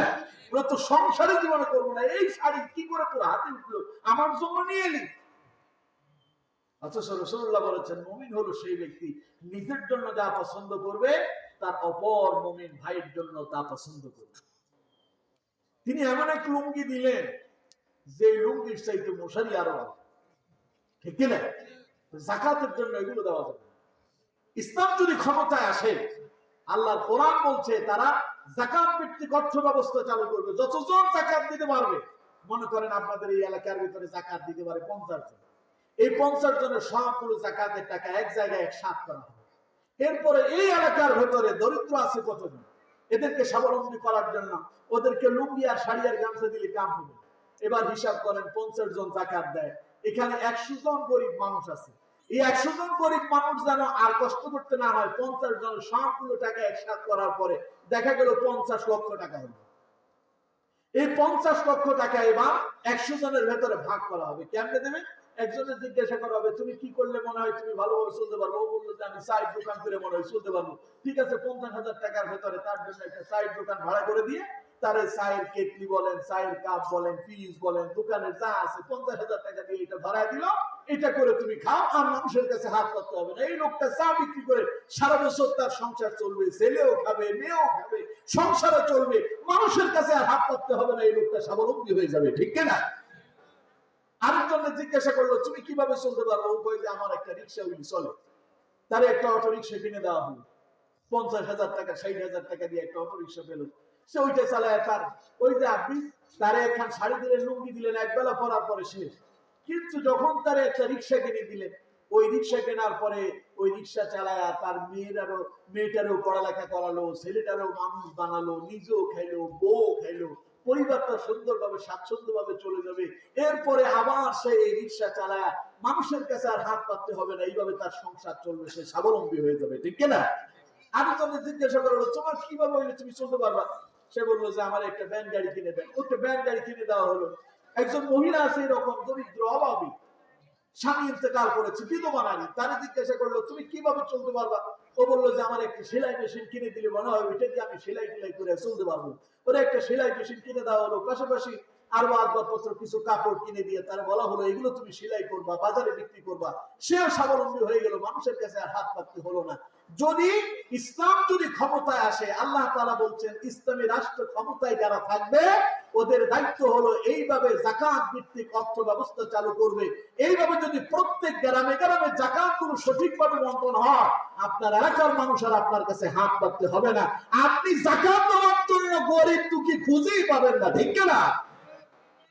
কিন্তু স্বাধীনতার 54 বছরে এই দেশের পয়সাওয়ালারা খালি পয়সাওয়ালাই হলো, গরিবের কিসমত খুললো না। ধনীরা শুধু দমক হলো, আর গরিবদেরকে ব্যাংকের লোন ধরায় দিল। কিস্তির শোধ করতে করতে, কিস্তি দিতে দিতে ওরা তাদের লোন পরিশোধ করতে করতে এনজিওর কাছে যেতে যেতে পায়ের জুতার তলা ক্ষয় হয়েছে। ঘর বাড়ি বিক্রি করে সব তাদের পেটের ভিতরে ঢুকায় দিয়েছে। এখনো পর্যন্ত তাদের ভাগ্যের পরিবর্তন হয় নাই, ঠিক না? কিন্তু সেই লোকটা এনজিওর পেছনে পেছনে যেই লোকটা ঘুরলো, সুদের টাকা নিল, লোন নিয়ে জীবন পরিচালনা করলো, সেই লোকটাও দেখেন নেতা হিসাবে নির্বাচিত করতে গেলে ওরেই নির্বাচিত করবে।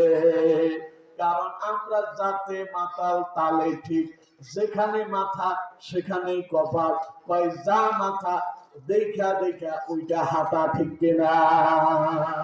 আমরা যাতে মাথা তালে ঠিক, যেই দিকে যাক যাক, অমুক ভাই অমুক ভাই, ভাইয়ের স্লোগান দিতে দিতে সব গলা শুকায় বলছে, কিন্তু ভাগ্যের কোনোদিন পরিবর্তন হইল না। ওই যে 500 টাকা রাগ করতেছেন আপনারা, অসুবিধা হচ্ছে আপনাদের? এত সময় তো আমার কথা ছিল না, অসুবিধা হচ্ছে না তো? আপনারা যেইভাবে চুপচাপ বসে আছেন এই জন্য তো খালি কথা আসতেছে। আমার বন্ধুগণ, সুতরাং কোরআন শুধু এটা আল্লাহর কিতাব বিশ্বাস করলাম তা নয়, বরং কোরআনের যত কথা আছে এই সব কথাগুলো মেনে নিতে হবে। এর নাম হলো আল্লাহর কিতাবের প্রতি বিশ্বাস, ঠিক কি না? তাহলে কোরআনে রাষ্ট্র পরিচালনার কথা আছে না? না। এক নম্বর আপনাদেরকে শোনালাম, রাষ্ট্র পরিচালনার জন্য নামাজ কায়েমের কথা বলা হয়েছে। রাষ্ট্র ক্ষমতায় যারা যাবে তারা নামাজ প্রতিষ্ঠা করবে।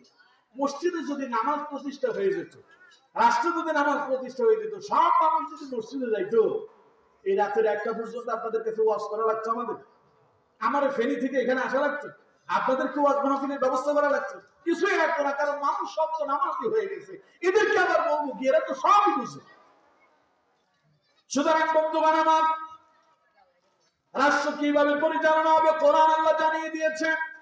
শুধু নামাজ আর যাকাতের কথাই বলেন নাই, আল্লাহ রাব্বুল আলামিন বলছেন আল্লাযীনা ইম্মাক্কানাহুম ফিল আরদি আকামুস সালাতা ওয়া আতাউজ যাকাতা ওয়া আমারু বিল মা'রুফি ওয়া নাহাউ আনিল মুনকার। রাষ্ট্র ক্ষমতায় যারা যাবে তারা মানুষদেরকে সৎ কাজের আদেশ দিবে আর অন্যায় অপরাধমূলক কাজ থেকে মানুষদেরকে ফিরায় রাখবে। এই দায়িত্ব কাদের? রাষ্ট্রের নেতাদের, যারা রাষ্ট্র পরিচালনা করবে। কিন্তু আজ আমরা দেখি উল্টোটা, রাষ্ট্র যারা পরিচালনা করে, রাষ্ট্র পরিচালনা করতে গিয়ে মাঝে মধ্যে তারা এমন এমন ক্যাডার তৈরি করে, এমন এমন সন্ত্রাস তারা তৈরি করে, যাদের নাম শুনলে পায়ের তলায় মাটিও থাকে না, ঠিক না? সুতরাং বন্ধুগণ আমার, কোরআন শুধু এমন কিতাব নয়, আল্লাহর কিতাব বলে শুধু বিশ্বাস করলাম তার নাম কোরআনের প্রতি ঈমান নয়। কোরআনের প্রতি ঈমান হলো কোরআনের ওই যে সূরা ফাতিহার শুরুতে যে বিসমিল্লাহির রহমানির বা আছে, সূরা নাসের মিনাল জিন্নাতি ওয়ান নাস 6666 আয়াত, 114 সূরা, 30 পারা কোরআন। এই কোরআনের প্রত্যেকটা আয়াত, প্রত্যেকটা শব্দ, প্রত্যেকটা বাণী, প্রত্যেকটা বাক্যের উপরে দৃঢ়তার সঙ্গে বিশ্বাস করে এর উপরে ইস্তেকামত থাকার নাম হলো কোরআনের প্রতি বিশ্বাস। বুঝতে পারছেন তো? কথা কয় না, বুঝতে পারছেন? তাহলে কোরআনের সমাজ ব্যবস্থা কেমন হবে, আছে না নাই? রাষ্ট্র ব্যবস্থা কেমন হবে, আছে না নাই? কিন্তু বন্ধুগণ আমার, আমরা মনে করি কোরআন খালি মসজিদে চলবে, রাষ্ট্রে কোরআনের প্রয়োজন নাই। এই জন্য ভাগ্যেরও পরিবর্তন হয় না। স্বাধীনতার 54 বছরে দেশটা যেমন ছিল তেমনই আছে, আমাদের নিজেদের ভাগ্যের পরিবর্তন হয় নাই। সুতরাং বন্ধুগণ আমার, ঈমান মানে হলো কমপ্লিট কোড অফ লাইফ। গোটা জীবন আল্লাহর দ্বীন যা পরিচালনা করবেন, কোরআন দিয়ে পরিচালনা করবেন, এর নাম ঈমান। এর নাম কি? 3 নাম্বার গেল। ওয়া কুতুবিহি, আল্লাহর কিতাবের প্রতি বিশ্বাস। 4 নাম্বার ওয়া রাসূলিহি, নবীদের উপরে বিশ্বাস স্থাপন করতে হবে। হযরত আদম আলাইহিস সালাম থেকে শুরু করে মুহাম্মদুর রাসূলুল্লাহ সাল্লাল্লাহু আলাইহি ওয়াসাল্লাম পর্যন্ত যতজন নবী এসেছেন, সব নবীরা কার পক্ষ থেকে এসেছেন? চিল্লায় বলেন না, কার? এই কথার উপরে বিশ্বাস করতে হবে যে এগুলো সবাই আল্লাহর রাসূল, এতে কোনো সন্দেহ নাই। এই গেল কয়টা?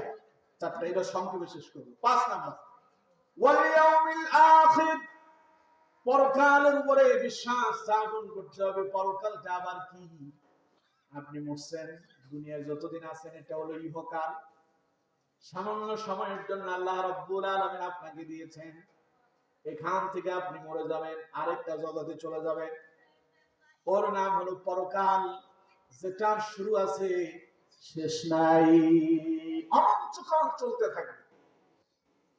সেই পরকালের প্রতি বিশ্বাস স্থাপন করা, তার মানে মরে যাব, আরেকটা জগতে চলে যাবে, এর উপর বিশ্বাস করলাম, এখানেই শেষ নাকি? এখানেই শেষ? পরকালের উপরে বিশ্বাস মানে হলো আমি একদিন মরে যাব, মরার পরে আমার সামনে, আমাকে আমার রবের সামনে দাঁড়াতে হবে। গোটা জীবনভর যা আমি করেছি, আমার গোটা জীবনের হিসাব আল্লাহর সামনে দিতে হবে। দিতে হবে না? কেমনে দেবে? فَمَن يَعْمَلْ مِثْقَالَ ذَرَّةٍ خَيْرًا يَرَهُ وَمَن يَعْمَلْ مِثْقَالَ মিসকালা যাররাতিন শাররান ইয়ারা। জীবনে অনুবালি কণা পরিমাণ ক্ষুদ্র থেকে অতি ক্ষুদ্র যত ভালো কাজ করছেন, কিয়ামতের দিন তা আল্লাহ আপনার সামনে উপস্থিত করে দেখাবেন। জীবনের ক্ষুদ্র থেকে অতি ক্ষুদ্র জীবনে যত মন্দ কাজ করছেন, ছোট্ট মন্দ আমলটাও তিনি আপনার সামনে উপস্থাপন করে দেখাবেন। তিনি কে? তার মানে জীবনের ভালো এবং মন্দ সব যখন আল্লাহ কিয়ামতের দিন আমার আর আপনার সামনে দেখাবেন, তার মানে পরকালের উপরে বিশ্বাস মানে হলো আমি আমার জীবনের ছোট্ট গুনাহ থেকে বিরত থাকার জন্য চেষ্টা করব। আমি মরে যাব, আল্লাহর সামনে আমার দণ্ডায়মান হতে হবে, পৃথিবী থেকে আমাকে বিদায় নিতে হবে, আমাকে পরকালের যাত্রী হতে হবে। আমি আপনি যখন মরে যাব, কবরে রেখে আপন জনেরা আমাকে আপনাকে রেখে চলে আসবে। লোকেরা আমার আর আপনার এই শীতের রজনীতে যদি মারা যান, ঠান্ডা কনকনে শীতের ভেতরে মাটির ভেতরে শোয়া দিবে। আজকে আপনি বাড়িতে যান, আপনার জন্য কত সুন্দর বিছানাপাতি ব্যবস্থা করা হয়েছে, কম্বল মুড়ি দিয়া ঘুমাবেন, আপনার জন্য কত আরামের বিছানা তৈরি করা আছে। আপনি মরে যান, এমন এক কবরের ভেতরে রেখে আসা হবে, একখান পাটিও দেওয়া হবে না। দেবে নাকি? একখান পাটি দেবে না, একটা বিছানা দেওয়া হবে না। আপনি রাত্রিবেলা ঘুমাতে গেলে লাইট অফ করে ঘুমাতে পারেন না, আপনার ভয় লাগে। আছেন এরকম মানুষ? ঘরের ভিতরে লাইট অফ করে ঘুমাতে পারে না, ভয় লাগে। এই ভয় পাওয়া মানুষটারে অন্ধকার কবরে রেখে আসা হবে। নিচে কোনো বিছানা পাতি নাই, কোন ধরনের কোনো আসবাবপত্র নাই, লাইট নাই, আলো নাই, বন্ধু নাই, সাথী নাই। ঘরে আপনি একাকী ঘুমাতে পারেন না। ঘরের ভেতরে আপনার সঙ্গে আপনার খাটের ভেতরে একা থাকতে পারেন না, বন্ধু একটারে অন্য ঘর থেকে বলেন আমার সঙ্গে থাকিস।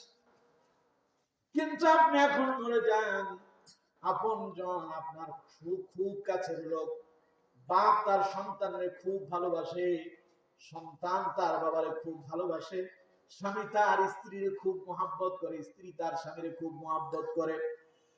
এমন স্বামীও যদি ইন্তেকাল করে, স্ত্রীর যদি বলেন কবরে যাওয়ার প্রয়োজন নাই, রাত্রিবেলা তোমার স্বামী ইন্তেকাল করছে, রাতটা স্বামীর সঙ্গে বিছানায় কাটাও, সকালবেলা আমরা তারে তোমার ঘর থেকে বের করে নিয়ে যায় দাফন করব। স্ত্রী বলবে ওর ঘরে থাকুক, আমি আমার বাপের বাড়ি গেলাম। ঠিক না? অথচ এই প্রাণের স্বামী সারা জীবন তার সঙ্গে একসঙ্গে একই বিছানায় ঘুমালো, আজ শুধু স্বামীর কথা বন্ধ হয়ে গেল, হাত পা গুলো নড়াচড়া বন্ধ হয়ে গেল, তিনি এখন নিঃশ্বাস নিতে পারেন না, কথা বলতে পারেন না, এখন তিনি আর নড়াচড়া করতে পারেন না। এই যদি অবস্থা যদি হয়ে যায়, আপনার স্বামীর কথা বন্ধ হয়ে গেল, নিঃশ্বাস বন্ধ হয়ে গেল, হাত পা নড়াচড়া করা বন্ধ হয়ে গেল, প্রাণের স্ত্রী যদি স্বামী থেকে দূরে সরে যায়, চিন্তা করেন অন্ধকার কবরে একা কি আপনি কিভাবে থাকবেন? সেই অন্ধকার কবরটা কারোর জন্য হয়ে যাবে আলোকিত জান্নাত, আর কারোর জন্য হবে ঘোর অন্ধকার জাহান্নাম। ঠিক কিনা? আমার আগের বক্তা এই ব্যাপারে কথা বলেছিলেন, তিনি বলেছিলেন কবর কারোর জন্য হবে জান্নাত, আলোকিত হবে, আর কারোর জন্য ঘোর অন্ধকার জাহান্নাম হয়ে যাবে। যে কবরে কোনো সঙ্গী সাথী নাই, পরকালের কথা বলছি, বিশ্বাসটা কি দেখেন, যে কবরে কোনো সঙ্গী সাথী নাই, একাকী আপন জনের আপনার কবরে রেখে চলে আসবে, আপনারা রেখে আসতেছে, তখন আপনি তাদের পায়ের শব্দ শুনতে পাবেন। এমত অবস্থায় দুইজন ফেরেশতা আপনার কাছে আসবে, এসে আপনাকে উঠায় বসাবে, আপনারে প্রশ্ন করা হবে মান রাব্বুকা ওয়া মা দীনুকা ওয়া মা হাদার রাজুলুল্লাযী বুইসা ফীকুম। বলো তো তোমার রবকে, বলো তো তোমার দিন কি, এই যে লোকটা দাঁড়িয়ে আছে এটার জন্য কি? যারা মুমিন হবে, যারা বিশ্বাসী হবে, যারা পরকালে বিশ্বাস করে আল্লাহরে ভয় করে জীবন যাপন করেছেন, তিনি বলবেন মান রাব্বুকা, বলার সঙ্গে সঙ্গে তিনি জবাব দিবেন রব্বি আল্লাহ। প্রশ্ন করা হবে ওমা দীনুকা, তুমি কোন দিন কোন ধর্মের অনুসরণ করেছো? সে বলবে দ্বীনুল ইসলাম, আমি ইসলাম ধর্মের অনুসরণ করেছি। প্রশ্ন করা হবে ওমা হাদার রাজুলুল্লাযী বুইসা ফীকুম, এই যে লোকটা দাঁড়ায় আছে এটার চমক কি? তিনি বলবেন কেন চিনব না, তার আদর্শ দিয়ে তো জীবন পরিচালনা করলাম। তিনি তো আমার নবী, প্রিয় নবী, হুয়া মুহাম্মাদুর রাসূলুল্লাহ সাল্লাল্লাহু আলাইহি ওয়াসাল্লাম। চিল্লায় পড়েন আল্লাহু আকবার। সঙ্গে সঙ্গে গায়েব থেকে একটা আওয়াজ আসবে, ফাফরিশুহু মিনাল জান্নাহ ওয়ালবিসুহু মিনাল জান্নাহ ওয়াফতাহু লাহু বাবান ইলাল জান্নাহ। যাওয়াবে আমার এই বান্দার জন্য তার বিছানাটা জান্নাতি বিছানায় পরিণত করে দাও। ফাফরিশুহু মিনাল জান্নাহ, খালি নদীতে শুয়ে থাকতে পারে না, ওর জন্য জান্নাতি পরশ বিছানা দাও। সুবহানাল্লাহ। ওয়ালবিসুহু মিনাল জান্নাহ, ওর একটা জান্নাতি পোশাক পরায় দাও। ওয়াফতাহু লাহু বাবান ইলাল জান্নাহ, আর তার জন্য জান্নাতের দিকের দরজাটা খুলে দাও।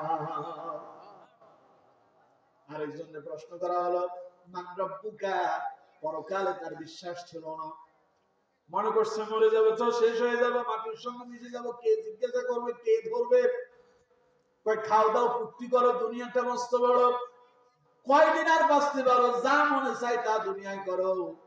মরার পরে যখন কোন কান্নাকির এসে প্রশ্ন করবে মান রব্বুকা, কয় হা হা লা আদরি, কিচ্ছু জানি না।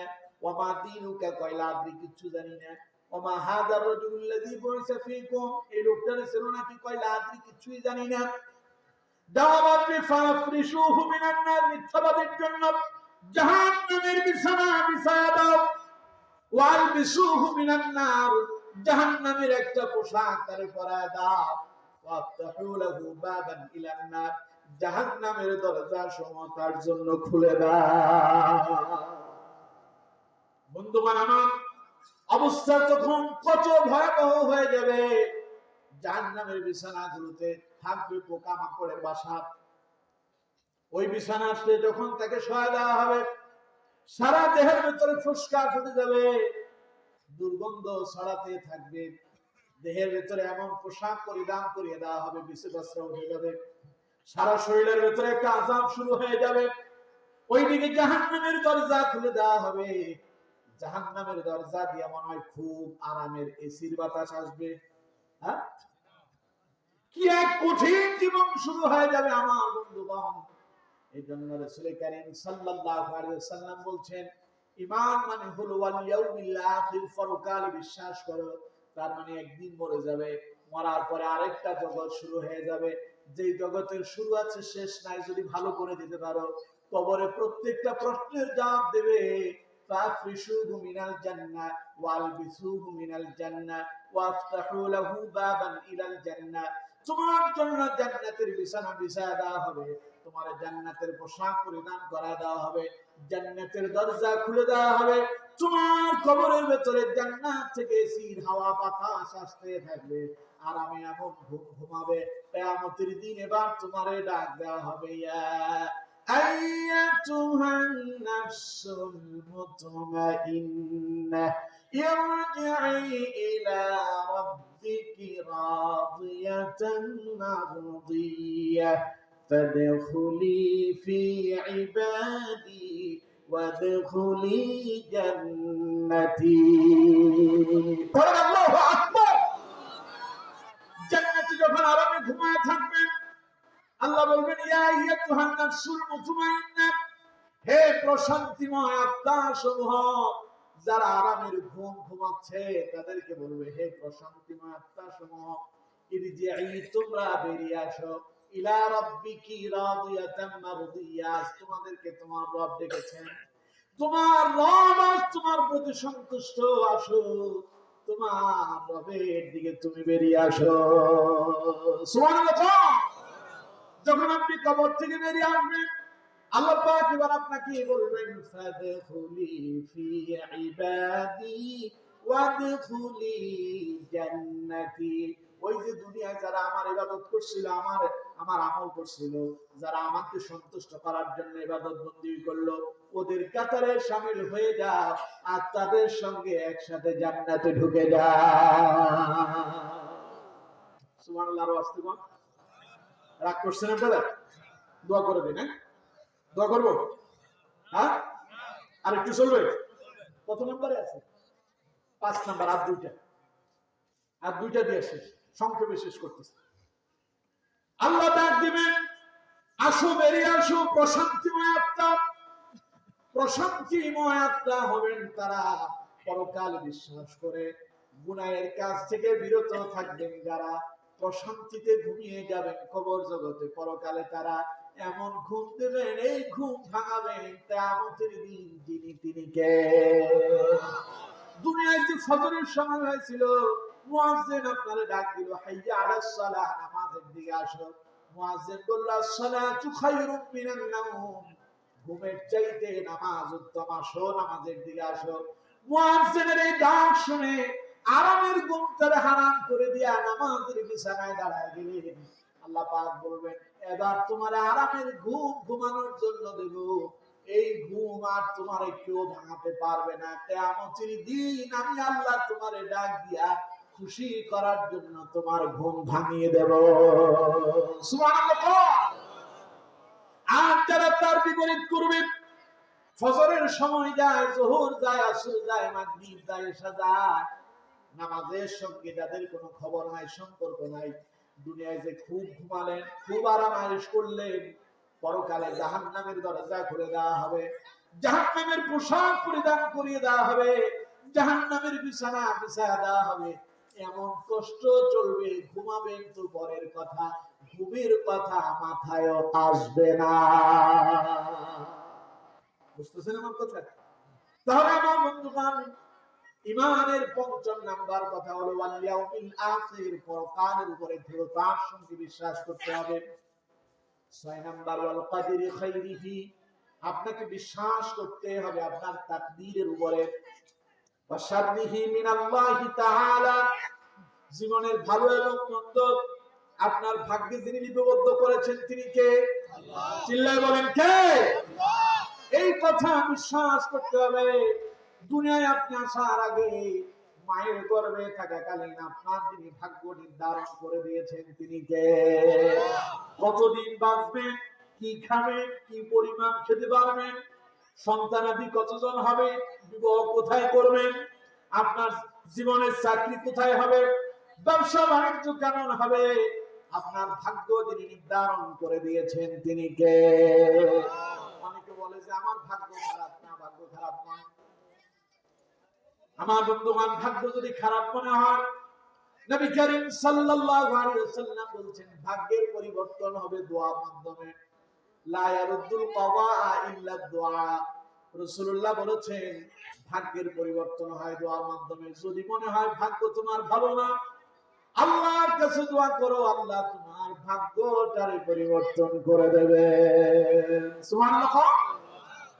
সুতরাং বন্ধুগণ আমার, ঈমান মানে হলো আপনাকে ৬ষ্ঠ নাম্বার বিশ্বাস করতে হবে ওয়াল কাদরি খাইরিহি ওয়া শাররিহি মিনাল্লাহি তাআলা, নিজের জীবনে ভালো আর মন্দ যা হয় সব আপনার ভাগ্যের তাকদীরের লিখন। এই তাকদীর যিনি লিপিবদ্ধ করে দিয়েছেন তিনি আল্লাহ। চিল্লায় বলেন তিনি আল্লাহ। ৭ নাম্বার ঈমান মানে হলো ওয়াল বা'সি বা'দাল মাউত। ঈমান মানে হলো একদিন মরব, মরার পরে আবার পুনরায় আমাদেরকে একজন জিন্দা করবেন তিনি কে? আল্লাহ। এই কথার উপর বিশ্বাস করতে হবে। এই ৭টা বিষয়ের উপরে যারা দৃঢ়তার সঙ্গে বিশ্বাস করবেন তারা হলেন ঈমানদার। আর যারা মনে করেন যে আমি তো পারি না, ইলাহা ইল্লাল্লাহু মুহাম্মাদুর রাসূলুল্লাহ, এই কালেমা খালি মুখে উচ্চারণ করলে কালেমার উপর ইস্তেকামত থাকতে পারলেন না, বিশ্বাস করতে পারলেন না।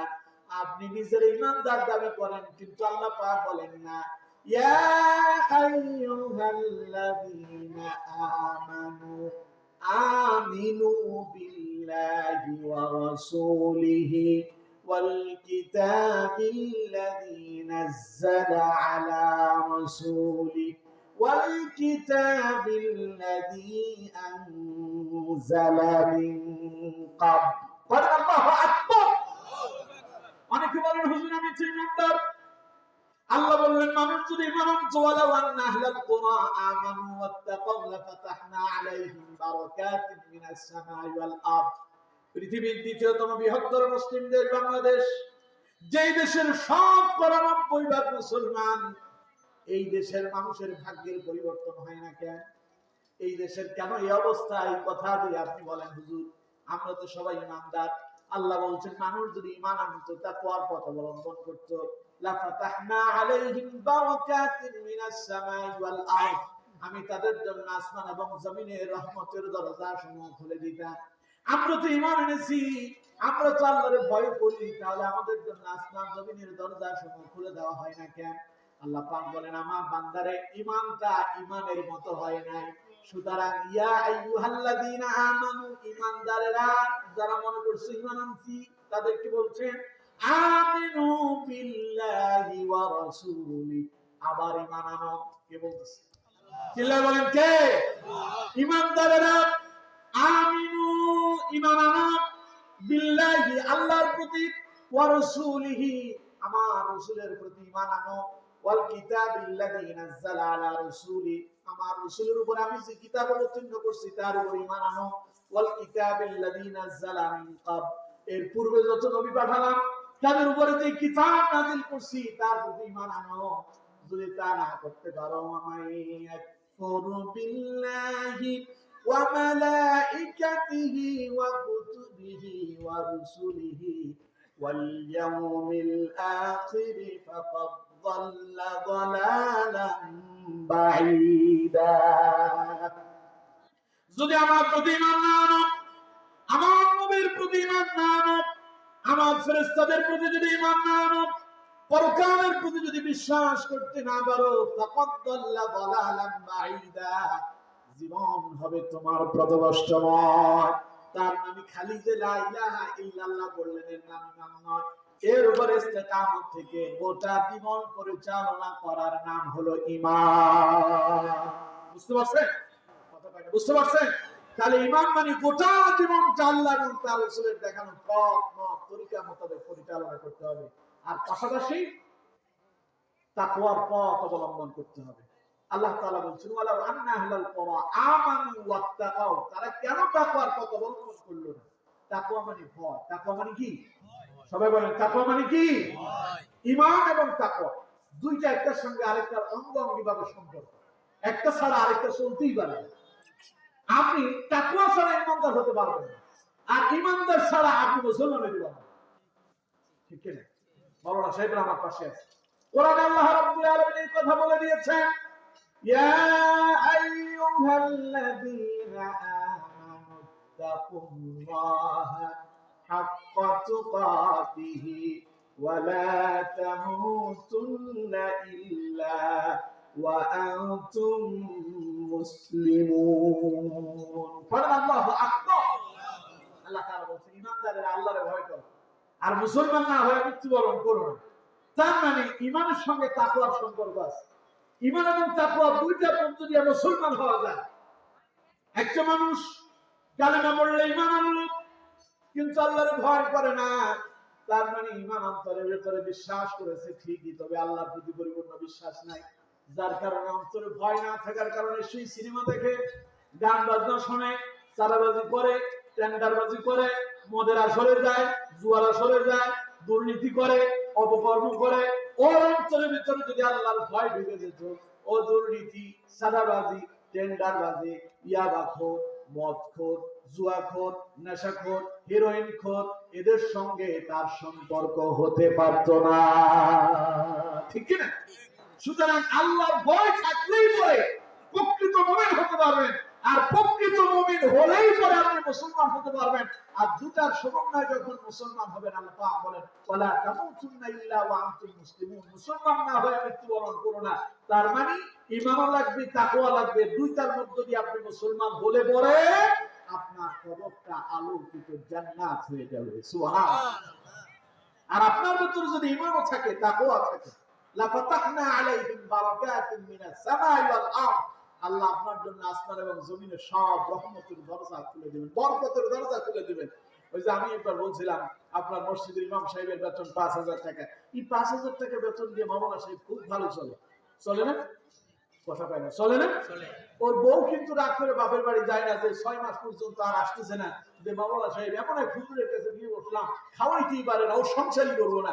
মাওলানা সাহেবের বউ রাগ করে বাপের বাড়ি যায় না, কিন্তু দেখা যায় যিনি 50,000 1 লক্ষ টাকা বেতন পান, ওর বউ মাসে 5 বার রাগ করে বাপের বাড়ি যায়, আর বাপের বাড়ি যতদিন না থাকে তার চাইতে 2-4 দিন কম সময় তার স্বামীর ঘরে থাকে, খালি রাগ করে বাপের বাড়ি চলে। তাহলে শান্তি আছে কোথায়? ইমানে। শান্তি আছে কোথায়? ওই যে মাওলানা সাহেবের কাছে আল্লাহর ভয় আছে, ঈমান আছে। ওই যে সভাপতি সাহেব চাকরি দেওয়ার সময় বলছিল নামাজ যে পড়বেন, নিজেও পড়বেন, আমার একটু পড়ায় দিবেন, সাথে কিছু হাদিয়া দেবো দিলাম। আল্লাহর ভয় তিনি এই কথাটারে মেনে নিতে বাধ্য হয়েছেন। এই জন্য তার ভেতরে যে আল্লাহর ভয় আছে আর যে তার ভেতরে ঈমান আছে, আল্লাহ তার জন্য বরকতের সব দরজা খুলে দিয়েছেন। বিপদও কম, মুসিবতও কম। আল্লাহ তাআলা তার পরিবেশটাকে শান্তিতেই রাখেন। এজন্য বন্ধুগণ আমার, আমরা যদি রাষ্ট্রে শান্তি চাই, সমাজে যদি শান্তি চান, দাম্পত্য জীবনে যদি শান্তি চান, পরিবারে যদি শান্তি চান, নিজের জীবনে যদি শান্তি চান, ঈমান এবং তাকওয়ার বিকল্প নাই। ঈমান এবং তাকওয়ার বিকল্প নাই। তাইলে আমরা দুইটা জিনিস জীবনে আঁকড়ে ধরব। এক, ঈমান। সবাই বলেন এক। এক, সবাই বলেন এক। দুই, দুই, আল্লাহ ভীতি। এই দুইটার যদি একসাথে করতে পারি, লা ফাতাহনা আলাইহিম বারাকাতিন মিনাস সামাই ওয়াল আরদ, আল্লাহ আমাদের জন্য আসমান জমিনের রহমতের দরজা সমূহ খুলে দিবেন। পড়েন সুবহানাল্লাহ। ওয়ালাকিন কাযাবু, আল্লাহকে আফসোস, এরা এটার বিশ্বাসই করলো না। এরা বিশ্বাসই করলো না, এরা নবীদেরকে পর্যন্ত হেয়মতিপূর্ণ করলো, মিথ্যাবাদী বানায় দিল। ফাআখাযনাহুম বিমা কানু ইয়াকসিবুন, বলে আমি এদেরকে পাকড়াও করলাম, শাস্তি দিলাম। সুতরাং বন্ধুগণ আমার, আজকে আমরা আপনাদেরকে কোরআনের দিকে ডাকি, আমরা আপনাদেরকে ইসলামের দিকে ডাকি, আমরা আপনাদেরকে জান্নাতের দিকে ডাকি, আমরা আপনাদেরকে রাসূলের আদর্শের দিকে ডাকি। অনেকে আমাদেরকে বলে আমরা নাকি আপনাদেরকে ভুল বুঝায়া ধর্ম অন্ধ বানায়া আমরা আপনাদেরকে ব্যবহার করছি। এই কথা যারা বলে তারাও জানে কোরআন ঠিক, তারাও জানে ইসলাম ঠিক, তারাও জানে মাওলানা সাহেবরা যা বলছেন সবই ঠিক, কিন্তু শুধু সামান্য ক্ষমতার জন্য, সামান্য দুনিয়ার এই লাভের জন্য, সামান্য দুনিয়ার এই সামান্য সময়ের জন্য তারা এই সমস্ত মিথ্যা কথাগুলো বলে মানুষের মধ্যে বিভ্রান্তি ছড়াচ্ছে। এই কথাগুলো যারা বলছেন তাদের জন্যই আফসোস। আল্লাহ তাআলা বলছেন ওয়ালাকিন কাযাবু, ওরা বরঞ্চ আমার কোরআনের কথাগুলোকে মিথ্যা বলে দিল, মানুষের কাছে এগুলোকে মিথ্যা প্রতিপন্ন করলো, আমার নবীদেরকে তারা মিথ্যা বললো। অপেক্ষা করো, তোমাদের জন্য আমার আযাব অপেক্ষা করছে। আমি অনেককে পাকড়াও করেছি, সুতরাং আমাদেরকেও তিনি পাকড়াও করতে পারে। এই জন্য আল্লাহকে ভয় করে ঈমান এবং তাকওয়ার পথ অবলম্বন করব। আল্লাহ তাআলা আমাদের প্রত্যেককে তৌফিক দান করুন। পড়ুন আমিন। আর জোরে পড়ুন আমিন। দীর্ঘ সময় কথা বলেছি, কথা কিন্তু আরো অনেক আছে। আমি যে লাইনে কথা বলতে চাইছিলাম সেই লাইনে কিন্তু বলতে পারি নাই। আল্লাহু আ'লাম, আল্লাহ যে আমার কোথায় থেকে কোথায় নিয়ে গেল। যা বলেছি কোরআন এবং হাদিসের বাইরে একটা কথাও বলি না। আমার নিজের মন গড়া কোনো কথা বলছিলাম? প্রতি কথায় কথায় কোরআনের আয়াত আর হাদিস প্রত্যেকটা আসতেছে। আল্লাহু আকবার, আল্লাহর কসম আমি নিজেই জানতাম না যে এমন কথা আমি বলবো। সুতরাং এগুলো মনে হয় আপনাদের জন্য উপকারী কথা। এজন্য আল্লাহ তাআলা আমার জবাব দিয়ে কথাগুলো বের করেছে। আসুন, যা বলেছি কোনো কথায় যদি ভুল হয়ে যায়, আল্লাহ তাআলা আপনাদের অন্তর থেকে সমস্ত ভুলগুলো মুছে দিন। সঠিক যতগুলো কথা বলেছি প্রত্যেকটা কথার উপর আল্লাহ পাক আমাকে এবং আপনাদের সকলকে বাস্তব জীবনে আমল করার তৌফিক দান করুন। আমার কথায় রাগ করছেন কারা কারা? দেখে হাত তোলেন। কেউ রাগ করছেন? খুশি হয়েছেন? তাহলে আজকে থেকে নামাজ পড়বো তো ইনশাআল্লাহ। পরকালে বিশ্বাস থাকলে নামাজ ছাড়া যাবে, আল্লাহর প্রতি বিশ্বাস থাকলে নামাজ ছাড়া যাবে, ফেরেশতার প্রতি বিশ্বাস করলে নামাজ ছাড়া যাবে। আল্লাহর প্রতি এবং ফেরেশতাদের প্রতি বিশ্বাস, পাশাপাশি কোরআনের প্রতি বিশ্বাস থাকলে ইসলাম বিদ্বেষী হওয়া যাবে না। কথাগুলো বুঝছেন তো আপনারা? আল্লাহ আমাদেরকে আমল করার তৌফিক দান করুন। আমিন। দোয়া, আল্লাহুম্মা আমিন। ربنا ظلمنا أنفسنا وإن لم تغفر لنا وترحمنا لنكونن من الخاسرين رب ارحمهما كما ربياني صغيرا ربنا اغفر لنا ولوالدينا وللمؤمنين يوم يقوم الحساب يا رب العالمين। আল্লাহ তাআলা বাংলাদেশের